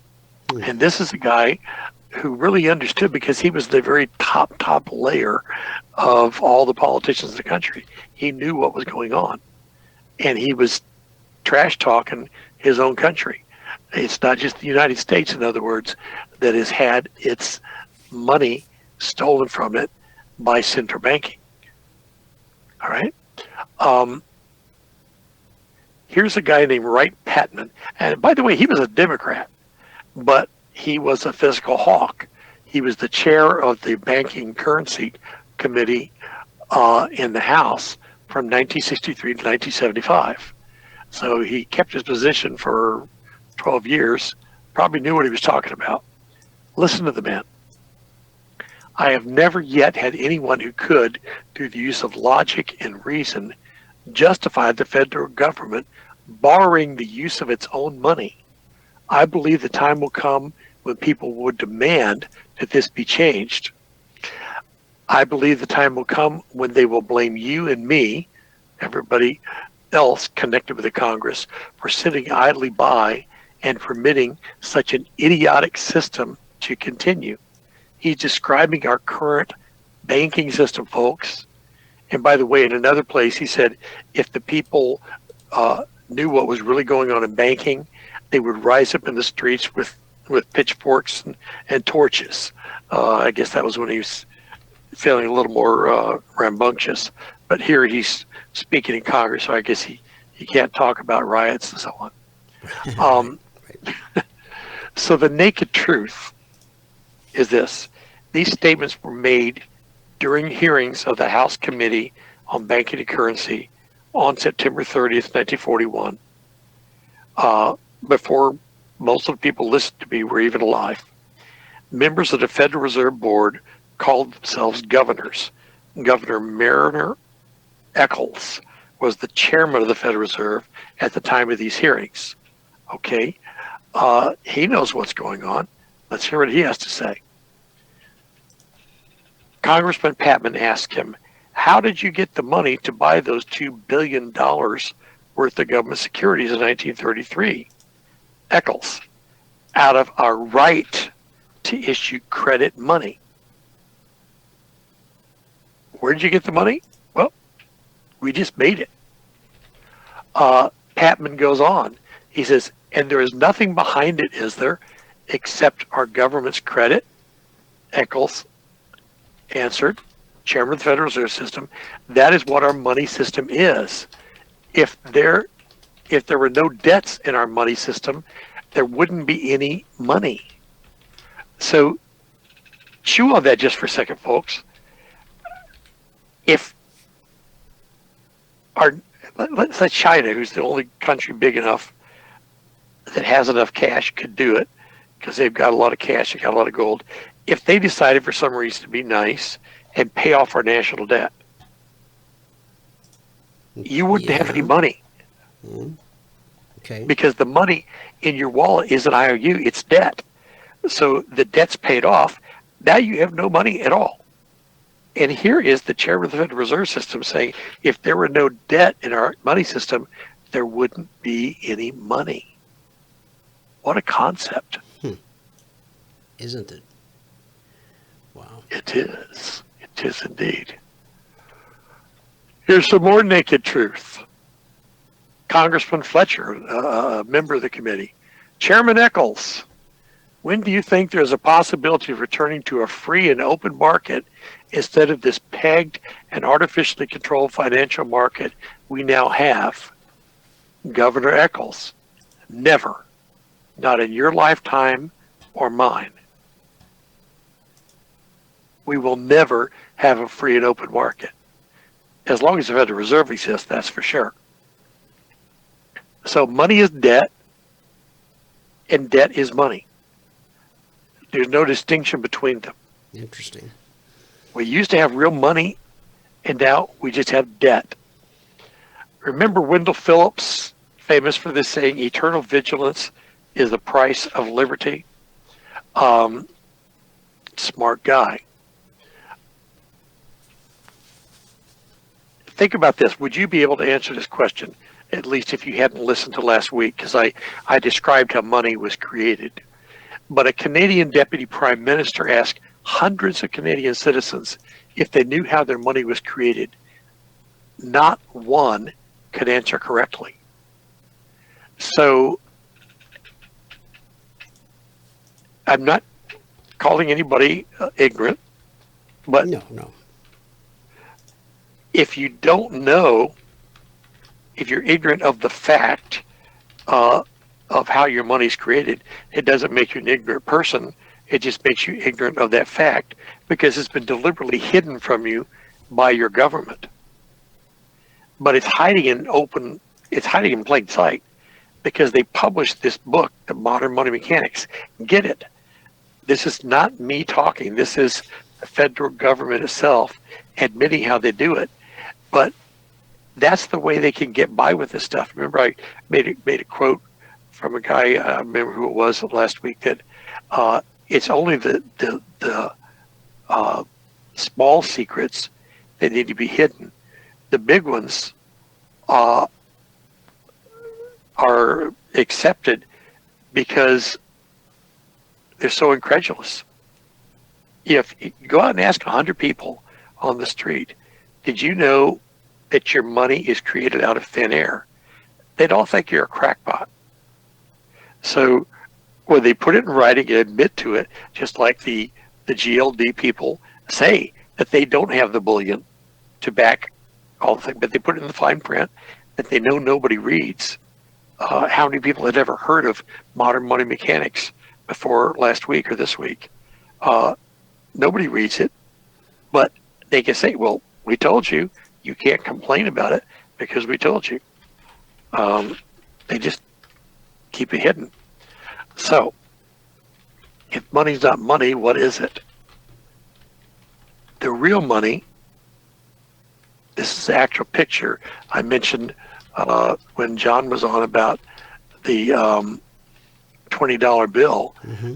You can see it on the screen there. This certifies that there have been deposited in the Treasury of the United States of America. They go down to the bottom, $20 in gold coin payable to the bearer on demand. And you see this gold seal, okay? This is real money. You've heard the expression good as gold? Well, that's where the expression came from. This piece of paper was as good as gold.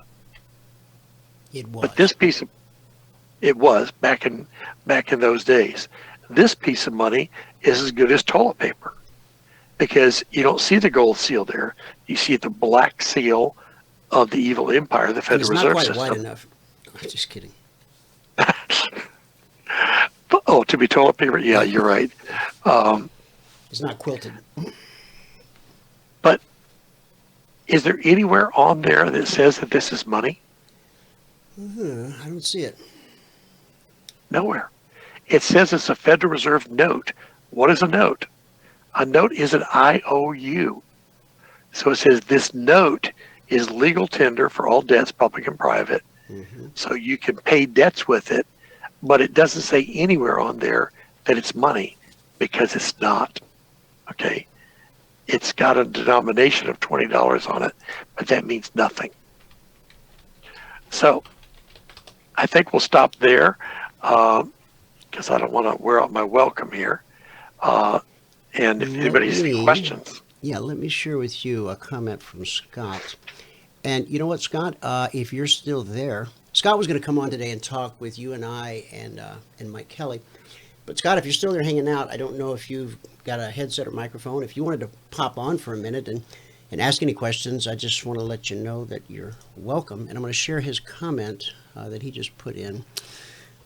Oh, and Tim corrected the movie Gold. The film company was out of Reno, but the actual gold company itself was Canadian.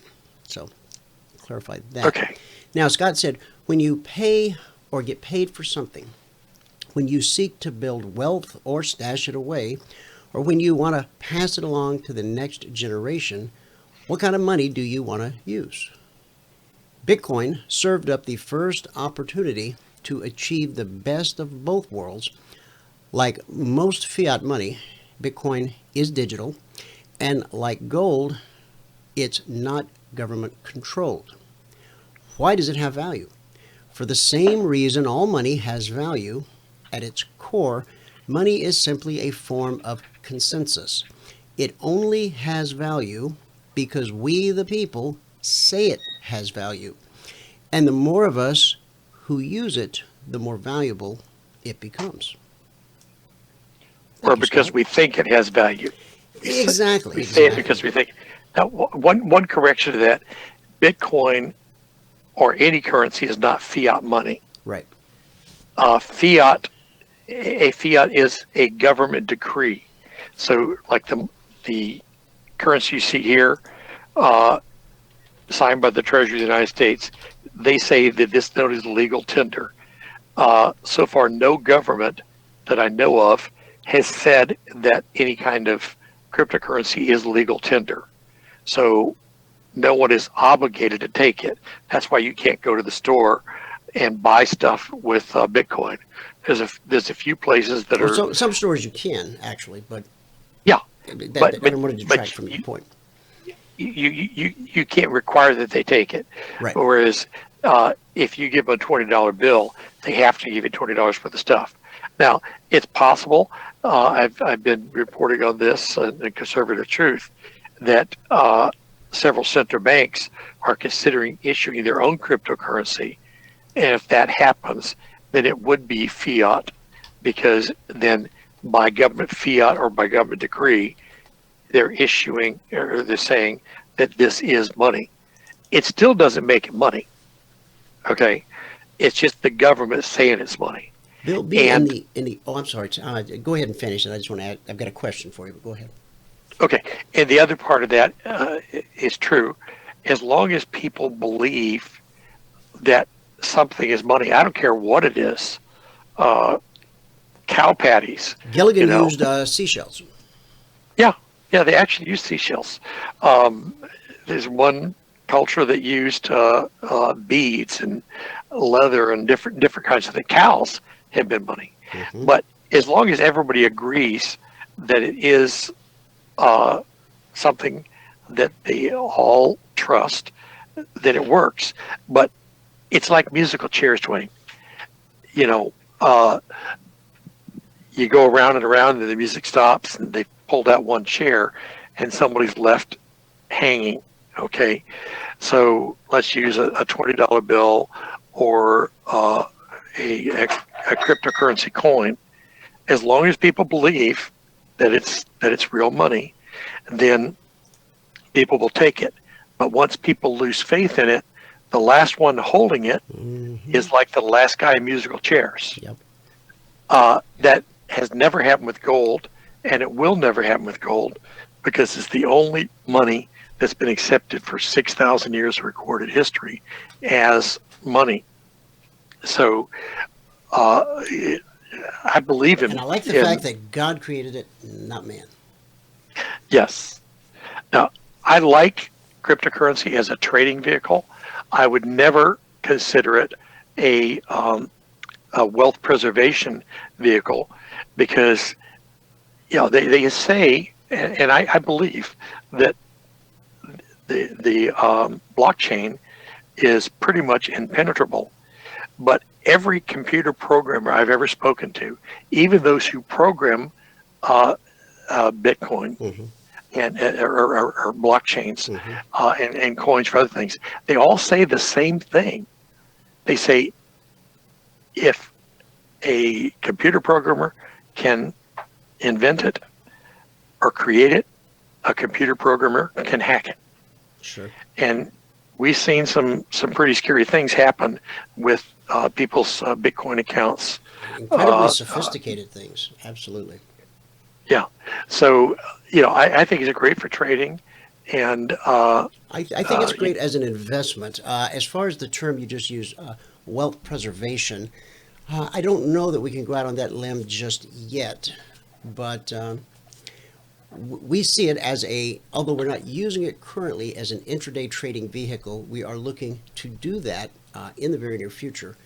And with CryptoPortfolioBuilders.com, we of course are looking at it as an investment, using dollar cost averaging to build a position so that as the world wakes up and becomes aware of this thing called crypto and called Bitcoin, will already be in position.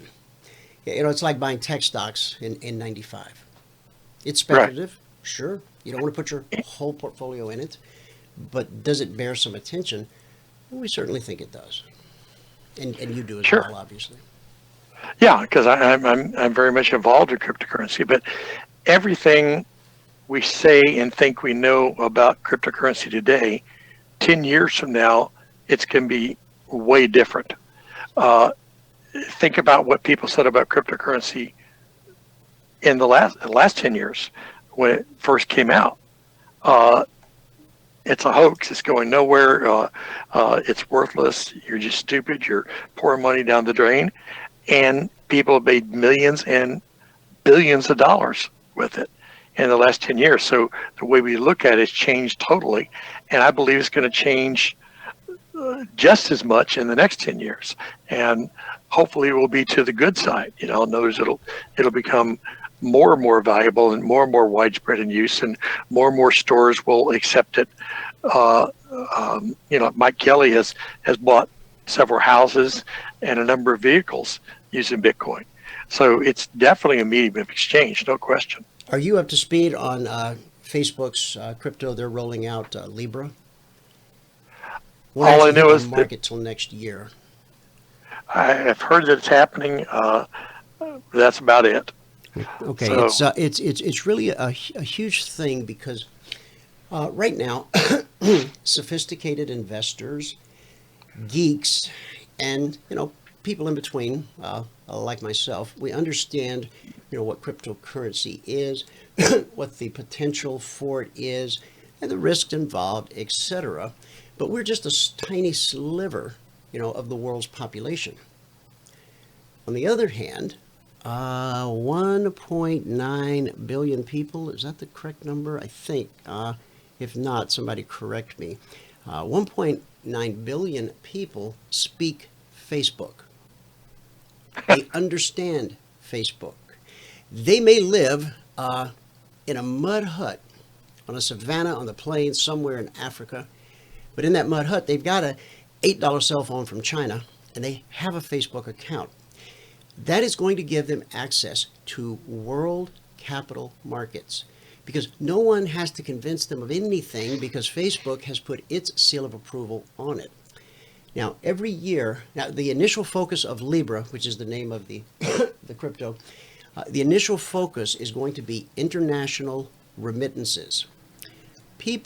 Immigrants currently spend $2.5 billion a year in remittance fees, just in the fees, to send money back to their people in their home country, wherever that might be. So that's the first avenue of attack. They have put together an association called the Calibra. It's a Libra association backed by some of tech's biggest names. Involved are Visa, MasterCard, PayPal, Uber, Lyft, Coinbase, and about 20 other ones, with Facebook leading the charge. Now, when you exchange Libra with another Facebook user, you'll be sending the Libra crypto, but once it hits your account, like if mom sends you $20 for your birthday, she'll use Libra, she'll send Libra, but the account balance reflected in your on your Facebook page, if you're an American citizen, it will be reflected in US dollars and cents. This is huge. People who before could not conceive of or accept that there is, quote unquote, a new money on the horizon. This Facebook seal of approval is much bigger than when the CME rolled out and the CBOE rolled out futures contracts on Bitcoin. We all said, whoa, this is a huge seal of approval. This is going to move mountains. Well, truth is, 98% of the population has no idea what the CME is, the CBOE, or a futures contract. So while it meant something to those of us who understand that market and those markets, right, to the man in the street, it meant nothing. That just changed. They just fired a shot that history will remember, heard round the world. And many of you heard it first right here on CFRN. Many of you heard it first right here on CFRN. that there was a thing called cryptocurrency. There was a cryptocurrency called Bitcoin. And when we first mentioned it on this radio program, it was trading, as I recall, at about 12 cents per coin. Now, I had people take me to task. Now, every time I brought up Bitcoin years ago on this radio program, I was very careful to disclaim it properly, that it was speculative and that, this is a new thing. Is it going to really be a thing, or is it a fad or a trend? Turns out it's a trend, not a fad. But I had a number of people, and one in particular took me to task because as a Christian, as a believer, as the head of my tribe and the producer of this radio program, I had a fiduciary responsibility to my audience, which I recognize, and that God was going to, draw and quarter me for even bringing up Bitcoin on this radio program. In fact, one of them in particular wrote some very hateful, now you want hate speech, I have the emails saved. I had to finally block this guy so that when something from him hits my inbox, it just immediately deletes it. It sends it off somewhere with a carbon copy to legal@cfrn.net. And then we saw this thing go to, $100, and then a couple $100, and then $20,000.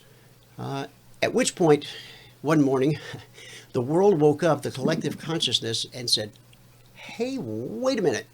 And we beat a hasty retreat back down to like 3,000 and change. Now we're back over 9. Now the gentleman that I'm speaking about, well, there was a few of them, but one in particular, he had the audacity to show up yesterday in our training room and made some remark or comment to me. And did I say I told you so or any of that? No, I don't need to. I have no desire to. I don't want any communications. But folks, when you take a stand on something, now, and if you decide that you think, whoever you are, cryptocurrency is a real thing and Bitcoin's a real thing, as you start to speak to your friends or family or coworkers about it and about your participation in it, you'll be held out to ridicule. People will give you a hard time. People will tell you you're stupid. So do your own due diligence. Don't let other people's uneducated words sway you from your path. And don't take the word of some guy, some disembodied voice on the radio who's sharing his existential crisis with you each and every day from 12 to 2 p.m. Eastern. No. Do your own due diligence, do your own research, arrive at your own conclusion so that whatever position you take, and that's to be in it or not in it, you own it. You own that decision, okay? Well, that's it. I'll climb down off my soapbox now. Back to that's Dr. great. Tom. It's good information. And also, folks, pray, because your money is not your money. It's all God's. He owns it. And so if I'm working at a company and I'm in charge of investing the boss's money, I check with the boss before I invest it. I say, here's what I think. Is this okay? So check with the boss, and you'll do a whole lot better in your investing than most people. Scott typed in another remark here.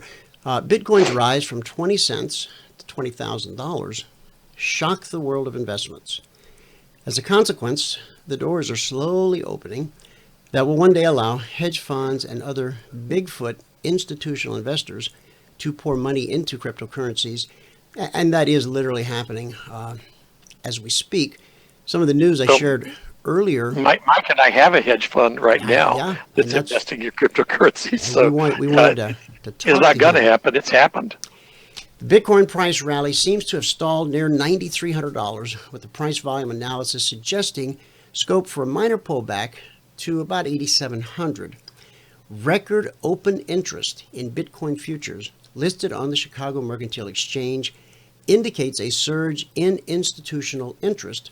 So pullbacks, if any, are likely to be short-lived. That's an opinion.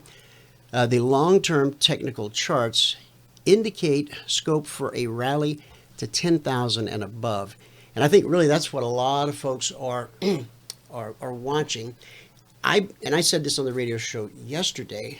It's taken a while to climb from that low in the 3,000s back up to where we are now, just shy of 10,000. But once we crest 10,000, and I think we'll spike it a couple times and drop below it, but when we spike above 10,000 on Bitcoin and hold 10,000 on a pullback, I think the time required to go from 10,000 back to the all-time high at 20,000, I think it could be a matter of months, perhaps weeks. It could even be days. Because we've seen it, when this thing moves, man, it can move. Well, there's a reason why it's harder to go back to a high than it is to reach the high in the first place. Share And that that's with us, because please. people have bought all the way up, and then once it goes down, and like to 3,000, and somebody bought it at 3,500, they're saying, "Oh Lord Jesus, if it ever gets back to 3,500, I'm going to sell, get my money back. My wife won't be mad at me anymore, and I will never invest in this again." Oh God, So get me to break you even. have to We've all- overcome that. But then all the people that bought it at 4,000 and 4,500 and 5,000, you got all that pent up selling energy.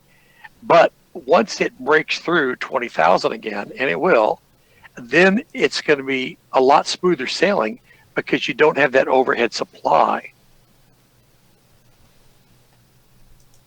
That's right. Let me bring up the old Bitcoin on the chart right here. What you said is very, very true. Bitcoin versus the US dollar. Here we go. And while you're doing that, folks, There don't you are. forget CFRNgold.com. You're probably making a lot of money trading with Dwayne, but you want to pull some of your profits off the table and put it in the safest, most secure investment in the world and preserve it. Doesn't do you good to make a lot of money if you lose it. That's very, very well said. And here's another thing. As people are watching and they're going, should I get some Bitcoin? Should I not? What should I do? As we approach 10,000. Now, once this thing clocks over 10,000 and holds it on the pullback, FOMO is going to set in like you've never seen before.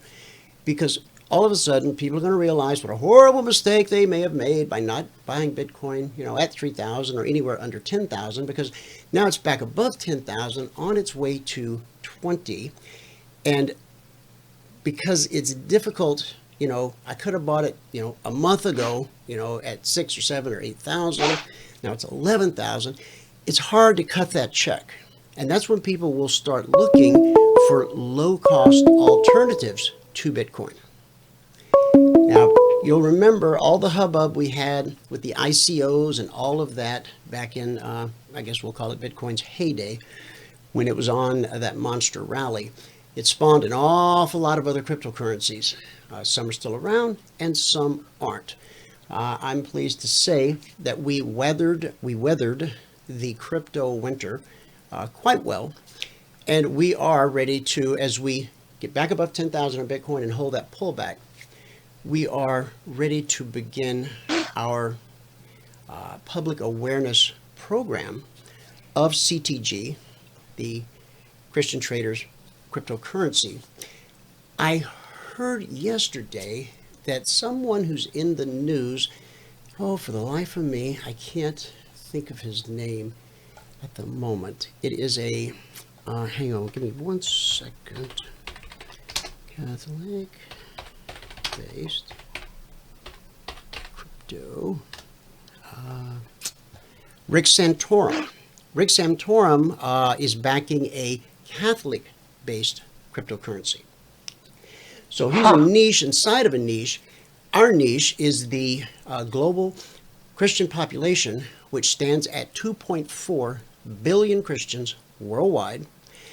People who basically believe the same, speak the same language, have a lot of the same hopes, dreams, desires, moral hang-ups, all of these things, but yet there's only 1 million CTG tokens.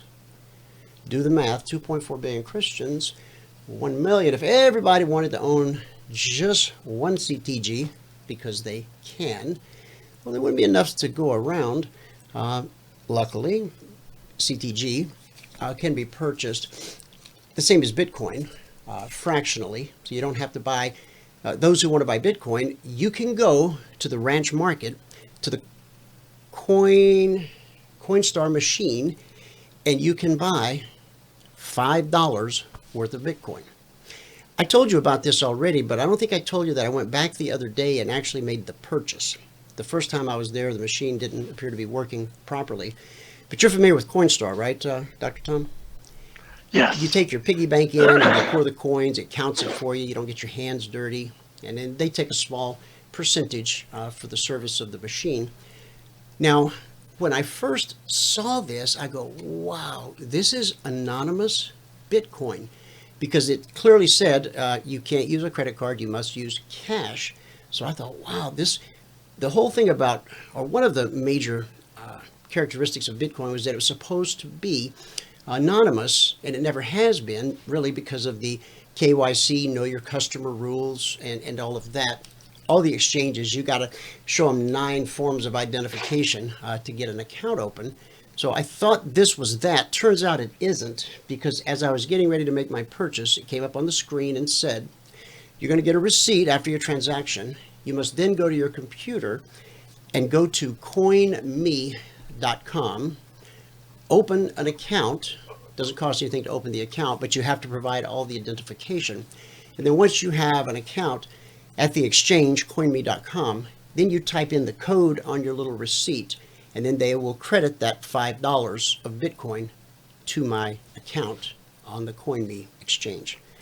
So that's how that works. And I talked about it on the radio program going back probably a couple months. So I'm bringing everyone up to date. It's not an anonymous transaction, and I don't know why people want to own it anonymously. Other people's business is not my business. But I just know that the creator of Bitcoin, it was his original thinking. The only way I know of owning Bitcoin anonymously today, or hers, that very good. The only way I know of owning it anonymously today, there may be other ways, is it's called local Bitcoins. This is where you meet some guy in a parking lot somewhere, like you're doing a drug deal or an arms deal, and he sells you Bitcoin out of his trunk, and you pay him cash, and there's no record of who you are or who he is.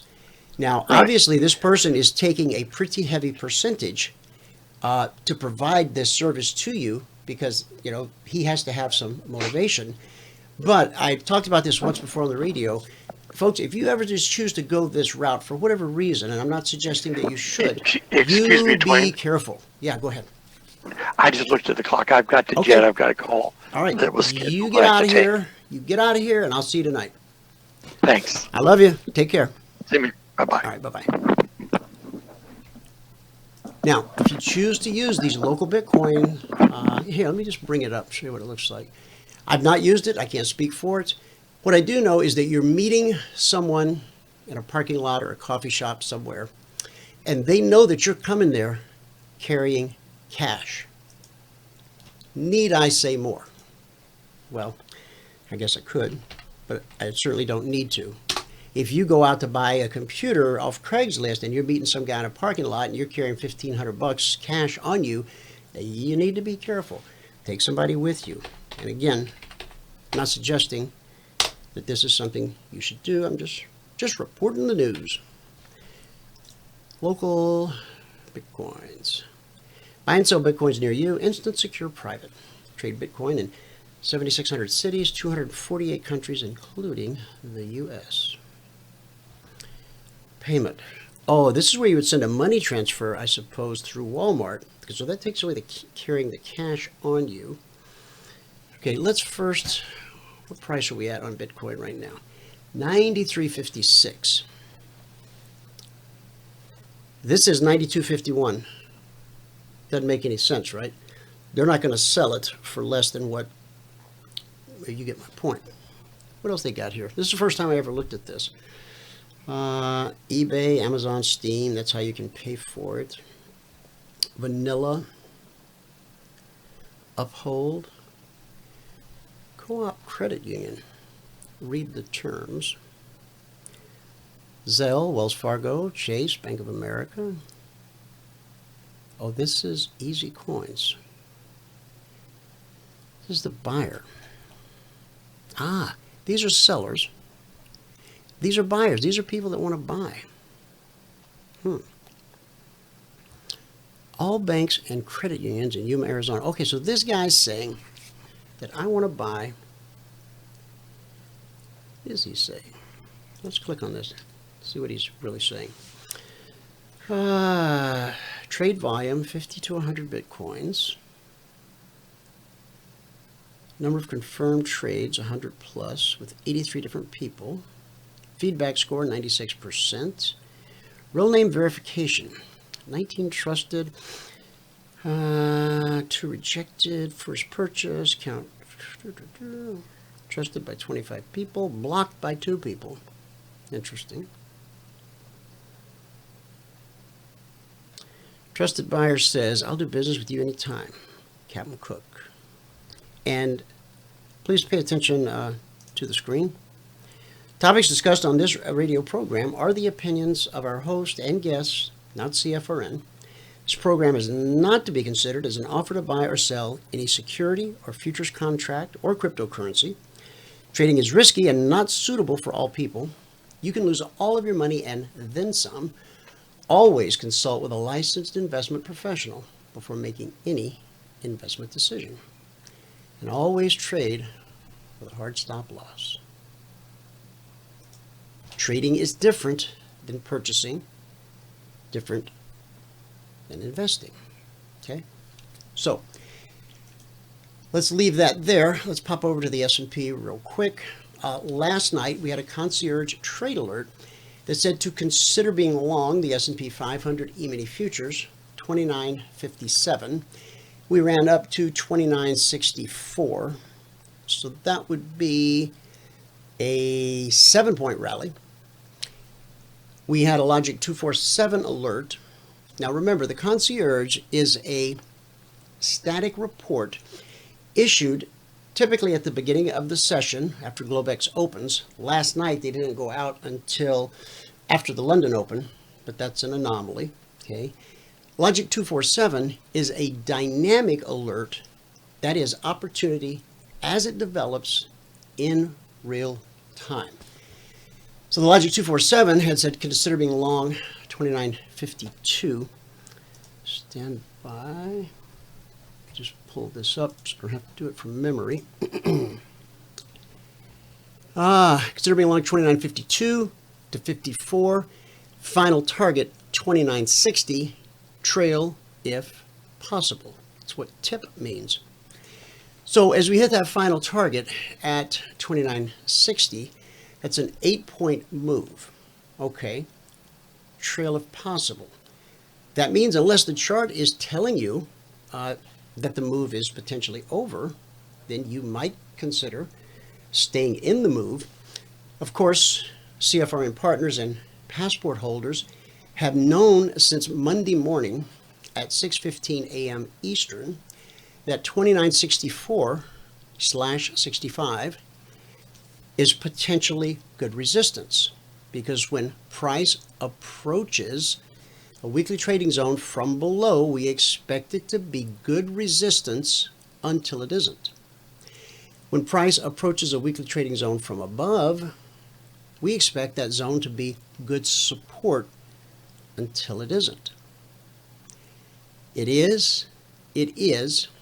Over here, you see it was. We went into that consolidation for 4.5 hours.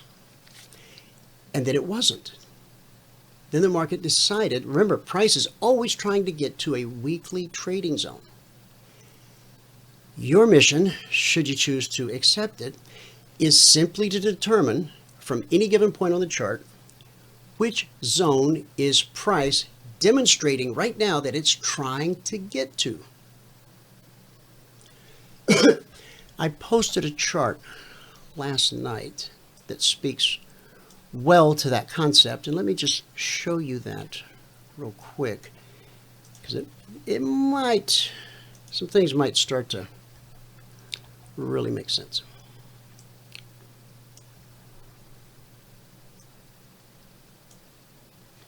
Stand by. Find that chart from last night.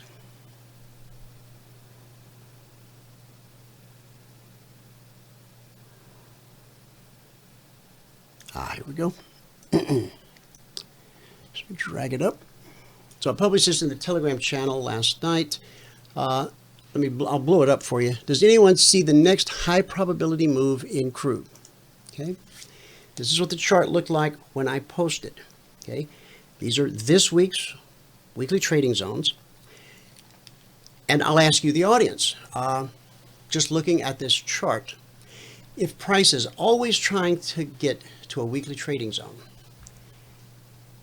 if price pulled back in here and found good support, made a run to resistance, support, and last night when I posted this, price was right here, just off the cuff. Would you think that price was trying to get, now it's always trying to get to a zone, like a heat-seeking missile. Is it trying to get to the zone overhead, or is it trying to get to the zone below? Okay, this was right after 2200, and price was at 54.71. So let's go to the crude chart. Okay, now when I posted that, price was at 54.71. So that's going to be right in here. Let's find it. 54.71. Okay, so you see that, little wig there. Let me just bring this back real quick. Okay, see that wick? So we know we're talking, comparing apples to apples here. So the question was, does anyone see the next high probability move in crude? And I know a lot of our guys did. This is the zone overhead. This is 54.71 when I posed the question. Now, if you are having difficulty discerning which zone price was headed to, looking at this naked chart with just the zones on it, okay, by adding the CFRN indicators, we see that at the time I posted that, where was price in relation to the BBC? It was above. And what do you hear me say every single day on this radio program? When price is above the BBC, what do we expect? Higher prices. So it was pretty simple for our traders to go, well, the high probability move is to the zone overhead. And there it is. Okay. Now the actual alert that accompanied that on Logic, it was, let me find it. Here we go.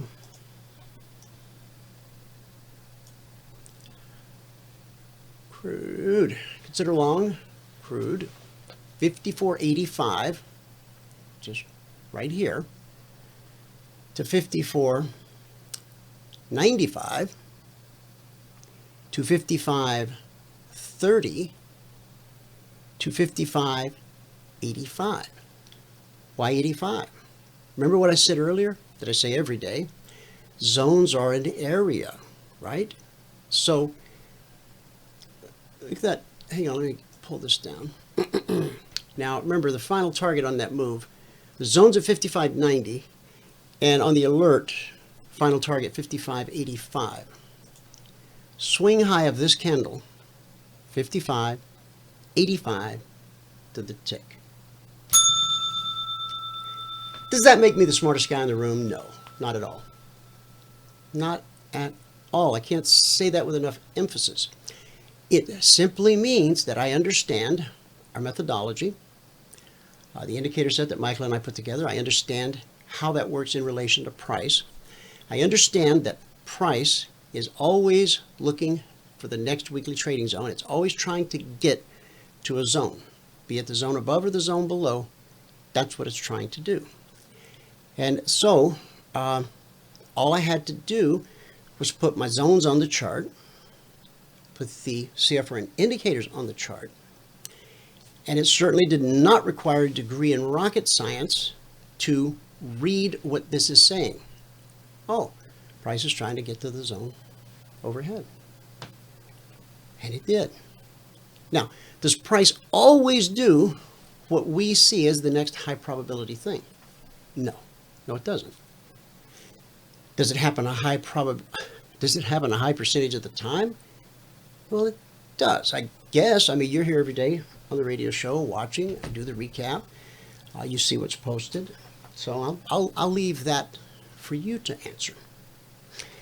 Now, our highest weekly zone for this week is that 55.90/95. It's not often that we trade above the highest zone or below the lowest weekly zone, but it does happen, okay? So now what? Very simple.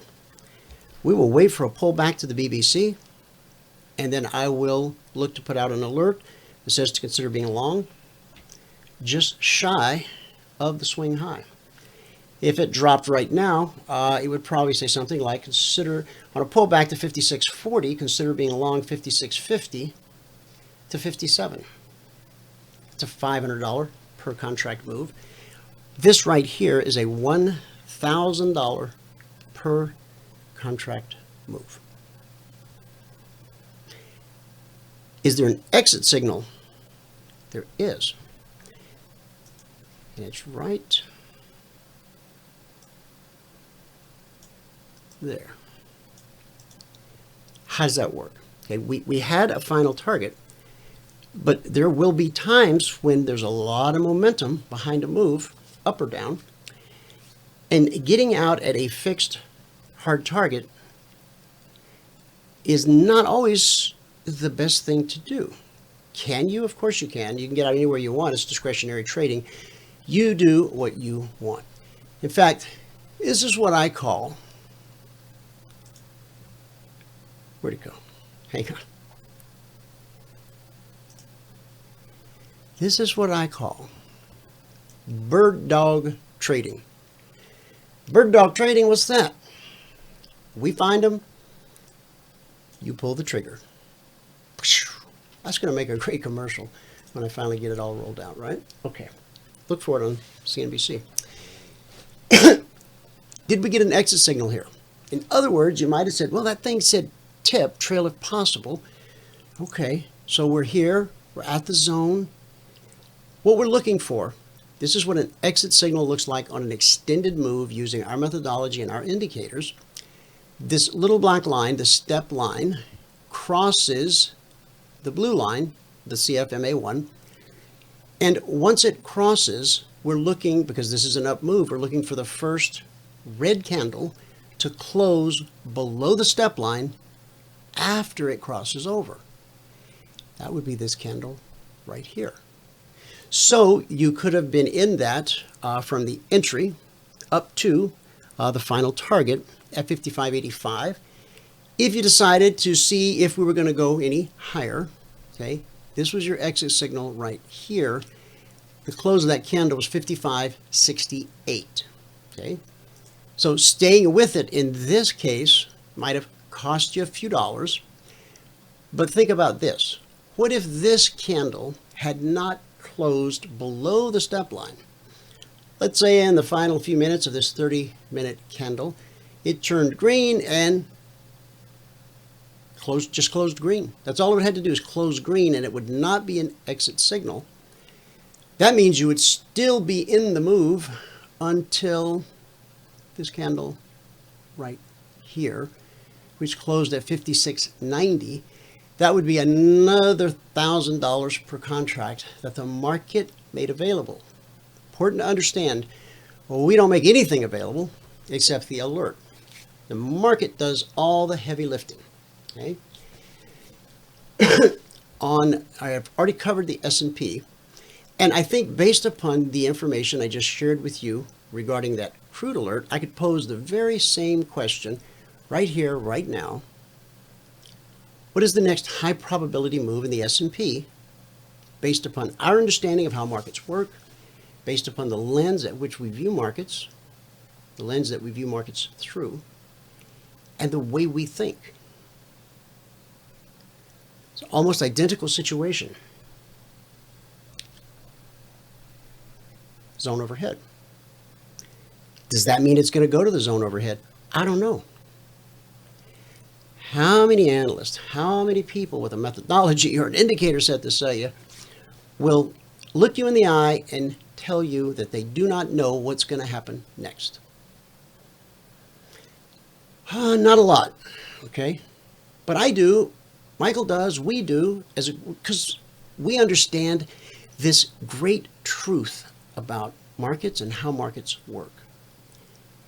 If there's a secret to trading, a secret to the markets, that's it right there.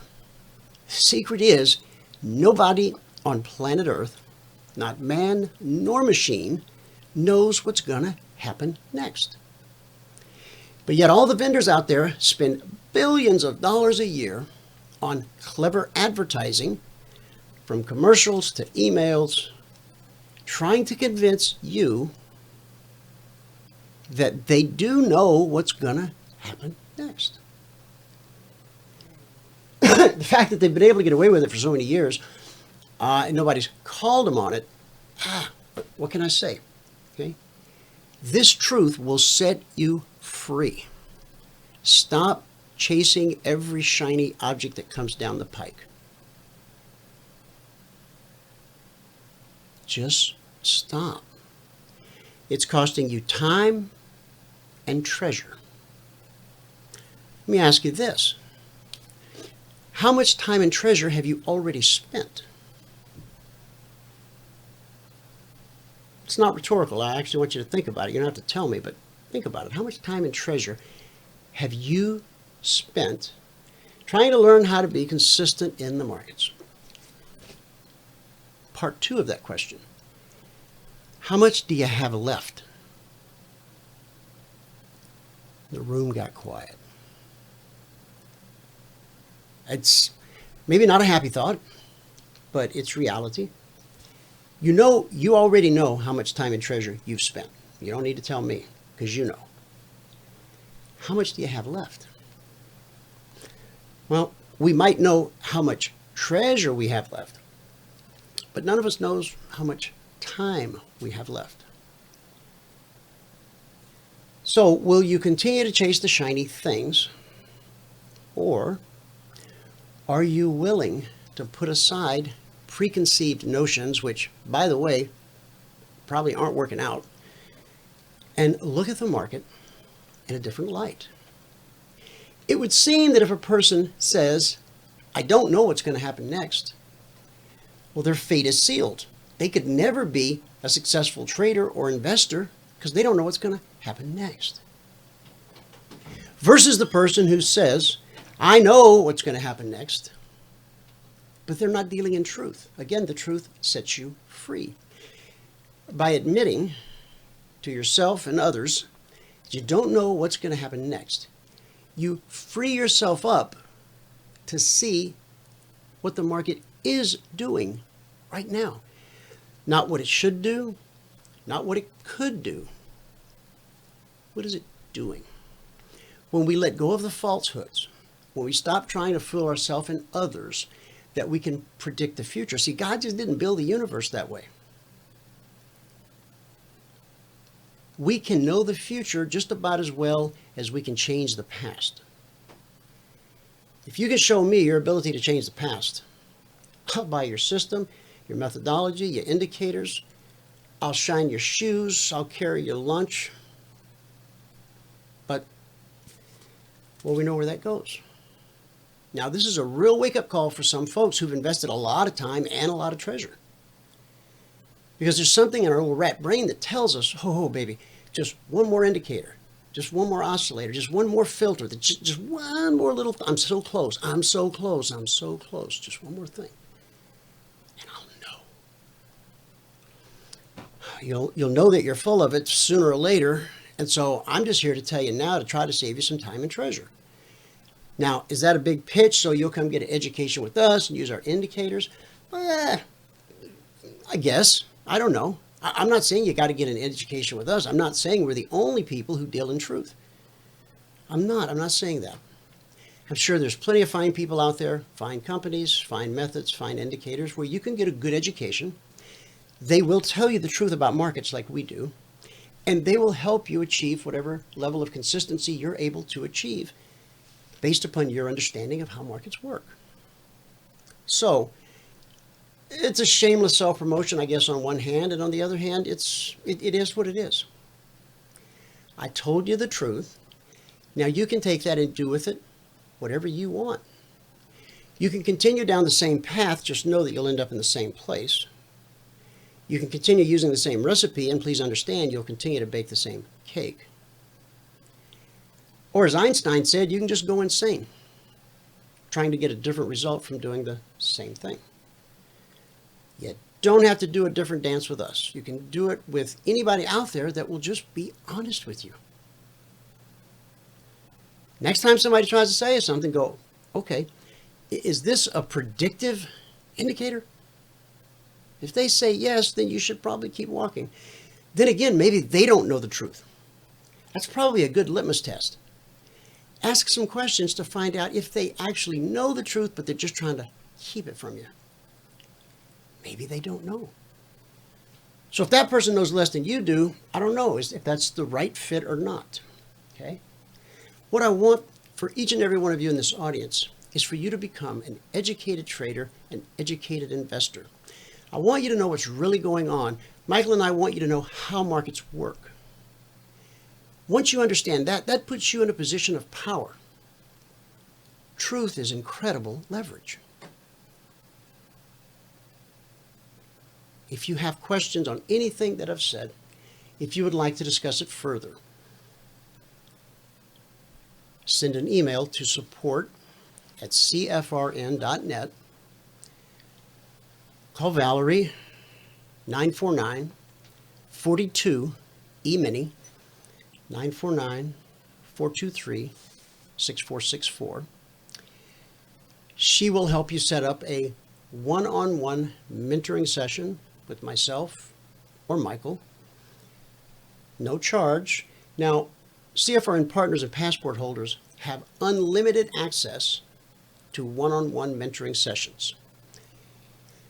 Someone who's just a part of the CFRN community, the audience at large, you can certainly have one mentoring session at no charge. That's 45 minutes with just me or with just Michael, where we go over anything you want to go over. Maybe you've already got charts, maybe you already have a method, maybe you have some indicators, maybe they're not working for you the way you had hoped they would. If you want us to take a look, and we won't put it down, we won't tell you that's stupid. We're not like that. We're not mean people. And we're certainly not here to judge anybody. We're here to help. Now, do we earn a living from our help? We do. People always say, yeah, well, if you know so much about markets, why are you trying to help other people? Why don't you just go make a lot of money? I don't want to live in a world where I can't help people and make money at the same time. Thank God we don't live in such a world. It doesn't have to be a zero-sum game, don't get me started. It doesn't. Is he saying everybody can win? Well, I don't know about everybody, but I can speak only for us, for CFRN, for our partners and our passport holders. Every one of them, to a man or woman, will tell you that they today have knowledge they did not previously have. Is it some closely guarded secret that's been hidden away for hundreds of years in a clay urn in a cave in the Gobi Desert? No, it's just the truth. Sadly, so many people want to obfuscate the truth so that they can manipulate you and your wallet. So much simpler to be truthful, to be honest, to be open. And we can grow together. We can celebrate our successes together.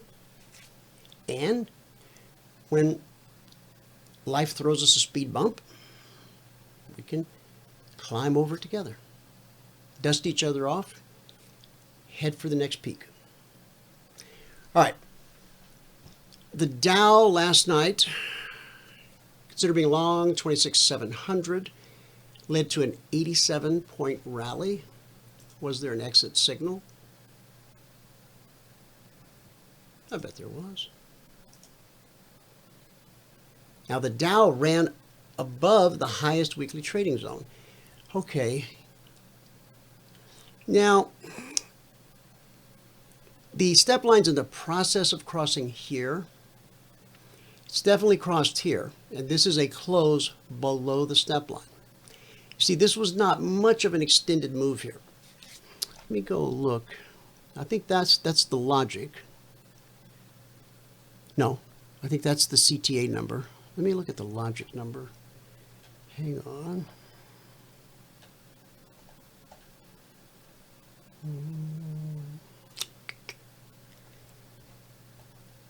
Maybe. Hang on. Oh, yeah. Consider long. Here, let me just show you. 26635. 26635. That's going to be about here. 26635. Now the swing high was 787. So if I take 787 minus 635, that's 152 Dow points at $5 a point. It's about $750 per contract traded. Now that's the swing high. Okay, it's very difficult to get out of the swing high because you don't know it's the swing high or swing low until after the fact. The exit signal is, much more definitive.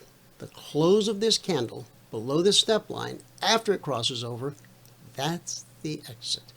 So the exit here would have been 26, so 740 minus, let's see here, 740 minus 635.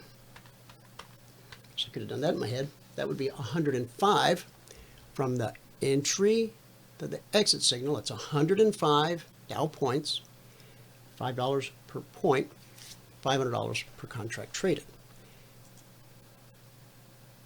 So this was on both the Concierge Trade Alerts and the Logic 247. Two different ones. Now, this highest weekly zone for the Dow is 265.50. 265.50.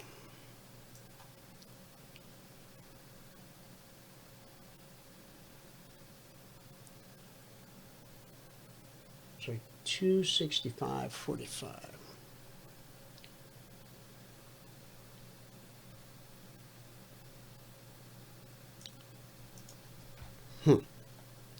It's 265.45/50. Let me draw your attention, and I don't have my little ellipse over here, but let me draw your attention to important prices, important areas, almost always tested. 265.45.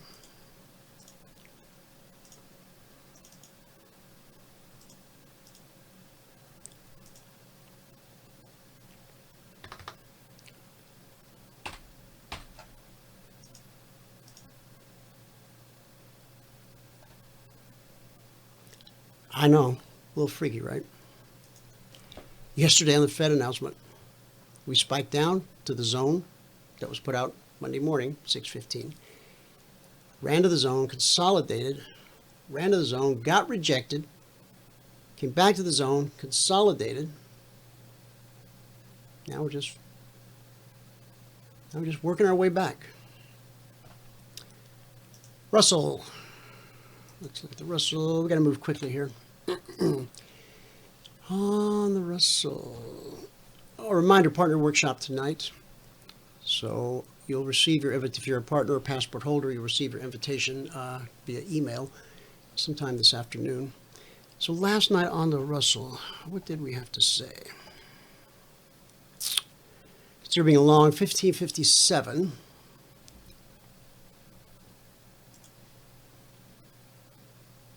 No, that's, hang on. Hold on there.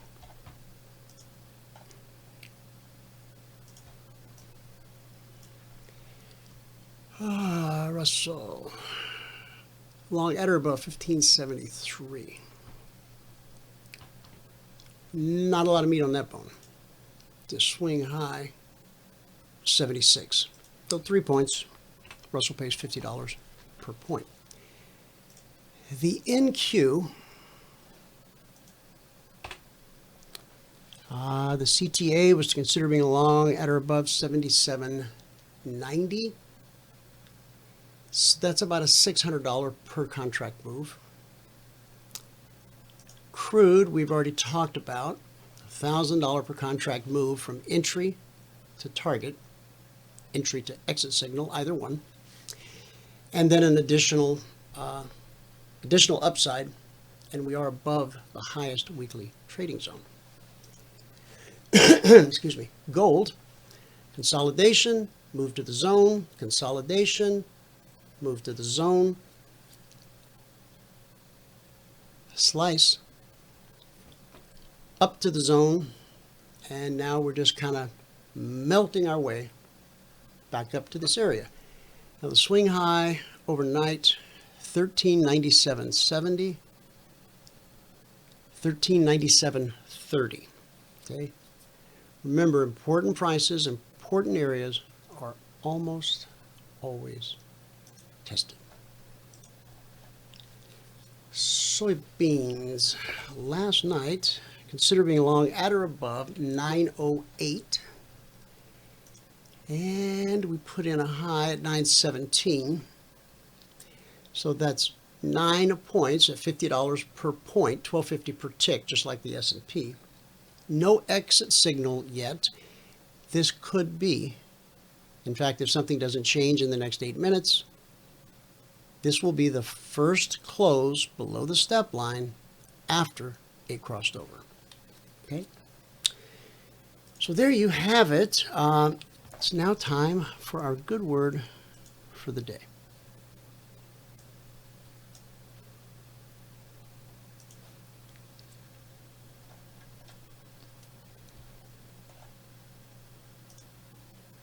Still checking. Here's a question for you. How big is your God? Is it one size fits all? That was a trick question. No, think about this. Our understanding of God. And each one of us comes to that understanding. Any of you that's ever been involved in one of Bill W.'s programs, you've heard talk about a higher power of your understanding. Okay, we all have a different mental picture probably of God. You know, when we think about God, some of us might see him in a robe, some might see him with a long beard, and some might see him as a slightly overweight black lady. That's for those of you who've read The Shack. If you haven't read The Shack, I encourage you to read it. Just don't be offended by it, because the guy that wrote it certainly didn't mean to offend anyone. But it's a great book, and it became a great, I think, made-for-TV movie. It was a movie, but it's good. So just don't overthink it. Okay. How big is your God? 1 Samuel. And let me just say this. Some of us keep our God in a little tiny box. Big God in a little box. We shouldn't do that. 1 Samuel 17:47. The battle is the Lord's, and he will give all of you into our hands. How you handle life depends on how big you believe God is. If he's too small, you'll live in constant anxiety, thinking everything depends on you. We become the center of the universe, when in fact, that's God's chair. Get out of your daddy's chair. You ever heard that before growing up? If your idea, your vision of God is too small, your outlook will be dictated by your surroundings, or even worse, by your critics. If your idea of God is too small, without the acceptance of a loving God, you'll be a slave to other people's opinions. And this is so sad. We constantly will be left craving a recognition because we don't understand Matthew 6:4 that says, your Father who sees what is done in secret will reward you. How many times have you done some good thing and you couldn't wait to tell somebody about it? If you can exercise the self-discipline to not do that, to understand that some things are just between you and God. You see, when you do something for someone, and that someone will never know who you are, and that someone can never ever repay you, that is such a powerful, powerful thing between you and God. Now, there's nothing wrong with standing in front of a room and being handed an award or called the Man of the Year. But if that's why you're doing these good things, versus having the heart of the Father, well, kind of missing the point of the whole thing. I mean, you're still doing good. You know, maybe hungry people are eating, naked people are clothed, homeless people have a roof. But check your motivation. Because you're already doing the good thing. You're already out the time and treasure that you had to pour into it. Why not get the ultimate reward? Not from man, because that's going to fade. You know, the sound of the applause in that room, you know, it fades pretty quick, right? God's praise, God's acknowledgement, God's slap on the back, man, that's for eternity. Don't you want some of that? John Ortberg says that when we make the mistake of shrinking God, we offer prayer without faith, work without passion, service without joy, and suffering without hope, which results in fear, retreat, loss of vision, and failure to persevere. In 1 Samuel 17:11, when Goliath threatened the Israelites, they were dismayed and greatly afraid. They didn't think God was big enough for the job, except one of them, David. David in 1 Samuel 17:32 said, "Let no one's heart fail because of him. Your servant will go and fight this Philistine. The Lord who saved me from the paw of the lion and the paw of the bear will save me." That's putting big faith in a big God, because you're going out to meet Goliath, who by all practical accounts will just mop the floor with you. When you understand just how big your God really is and how intimately he wants to be involved in your life, you can face anything. You just need to know what David knew. David knew that the battle was not even his. The battle belongs to God. and he's never lost a skirmish yet. So you don't have to depend on your own resources, your own might, your own strength, your own cleverness, your own wit. David may have felt small, but he knew God was big enough for the job. Do you know the same thing? If so, are you applying it to every area of your life? Every area. From your pocketbook, to your spouse, to your children. Every area. Converted slave trader John Newton said, "If the Lord be with us, we have no cause for fear. His eye is upon us, his arm over us, his ear open to our prayer. His grace is sufficient, and his promises are unchangeable." And remember, all of this depends on how big your God is. Please, take him out of that little box. Let him stretch. Let him show you that he really is God. That's our good word for the day. See you guys tonight in the workshop. Thanks so much for tuning in today. Whoever you are, wherever you are, may God continue to richly bless you with his mercy and with his grace. And I'll see you at the bell.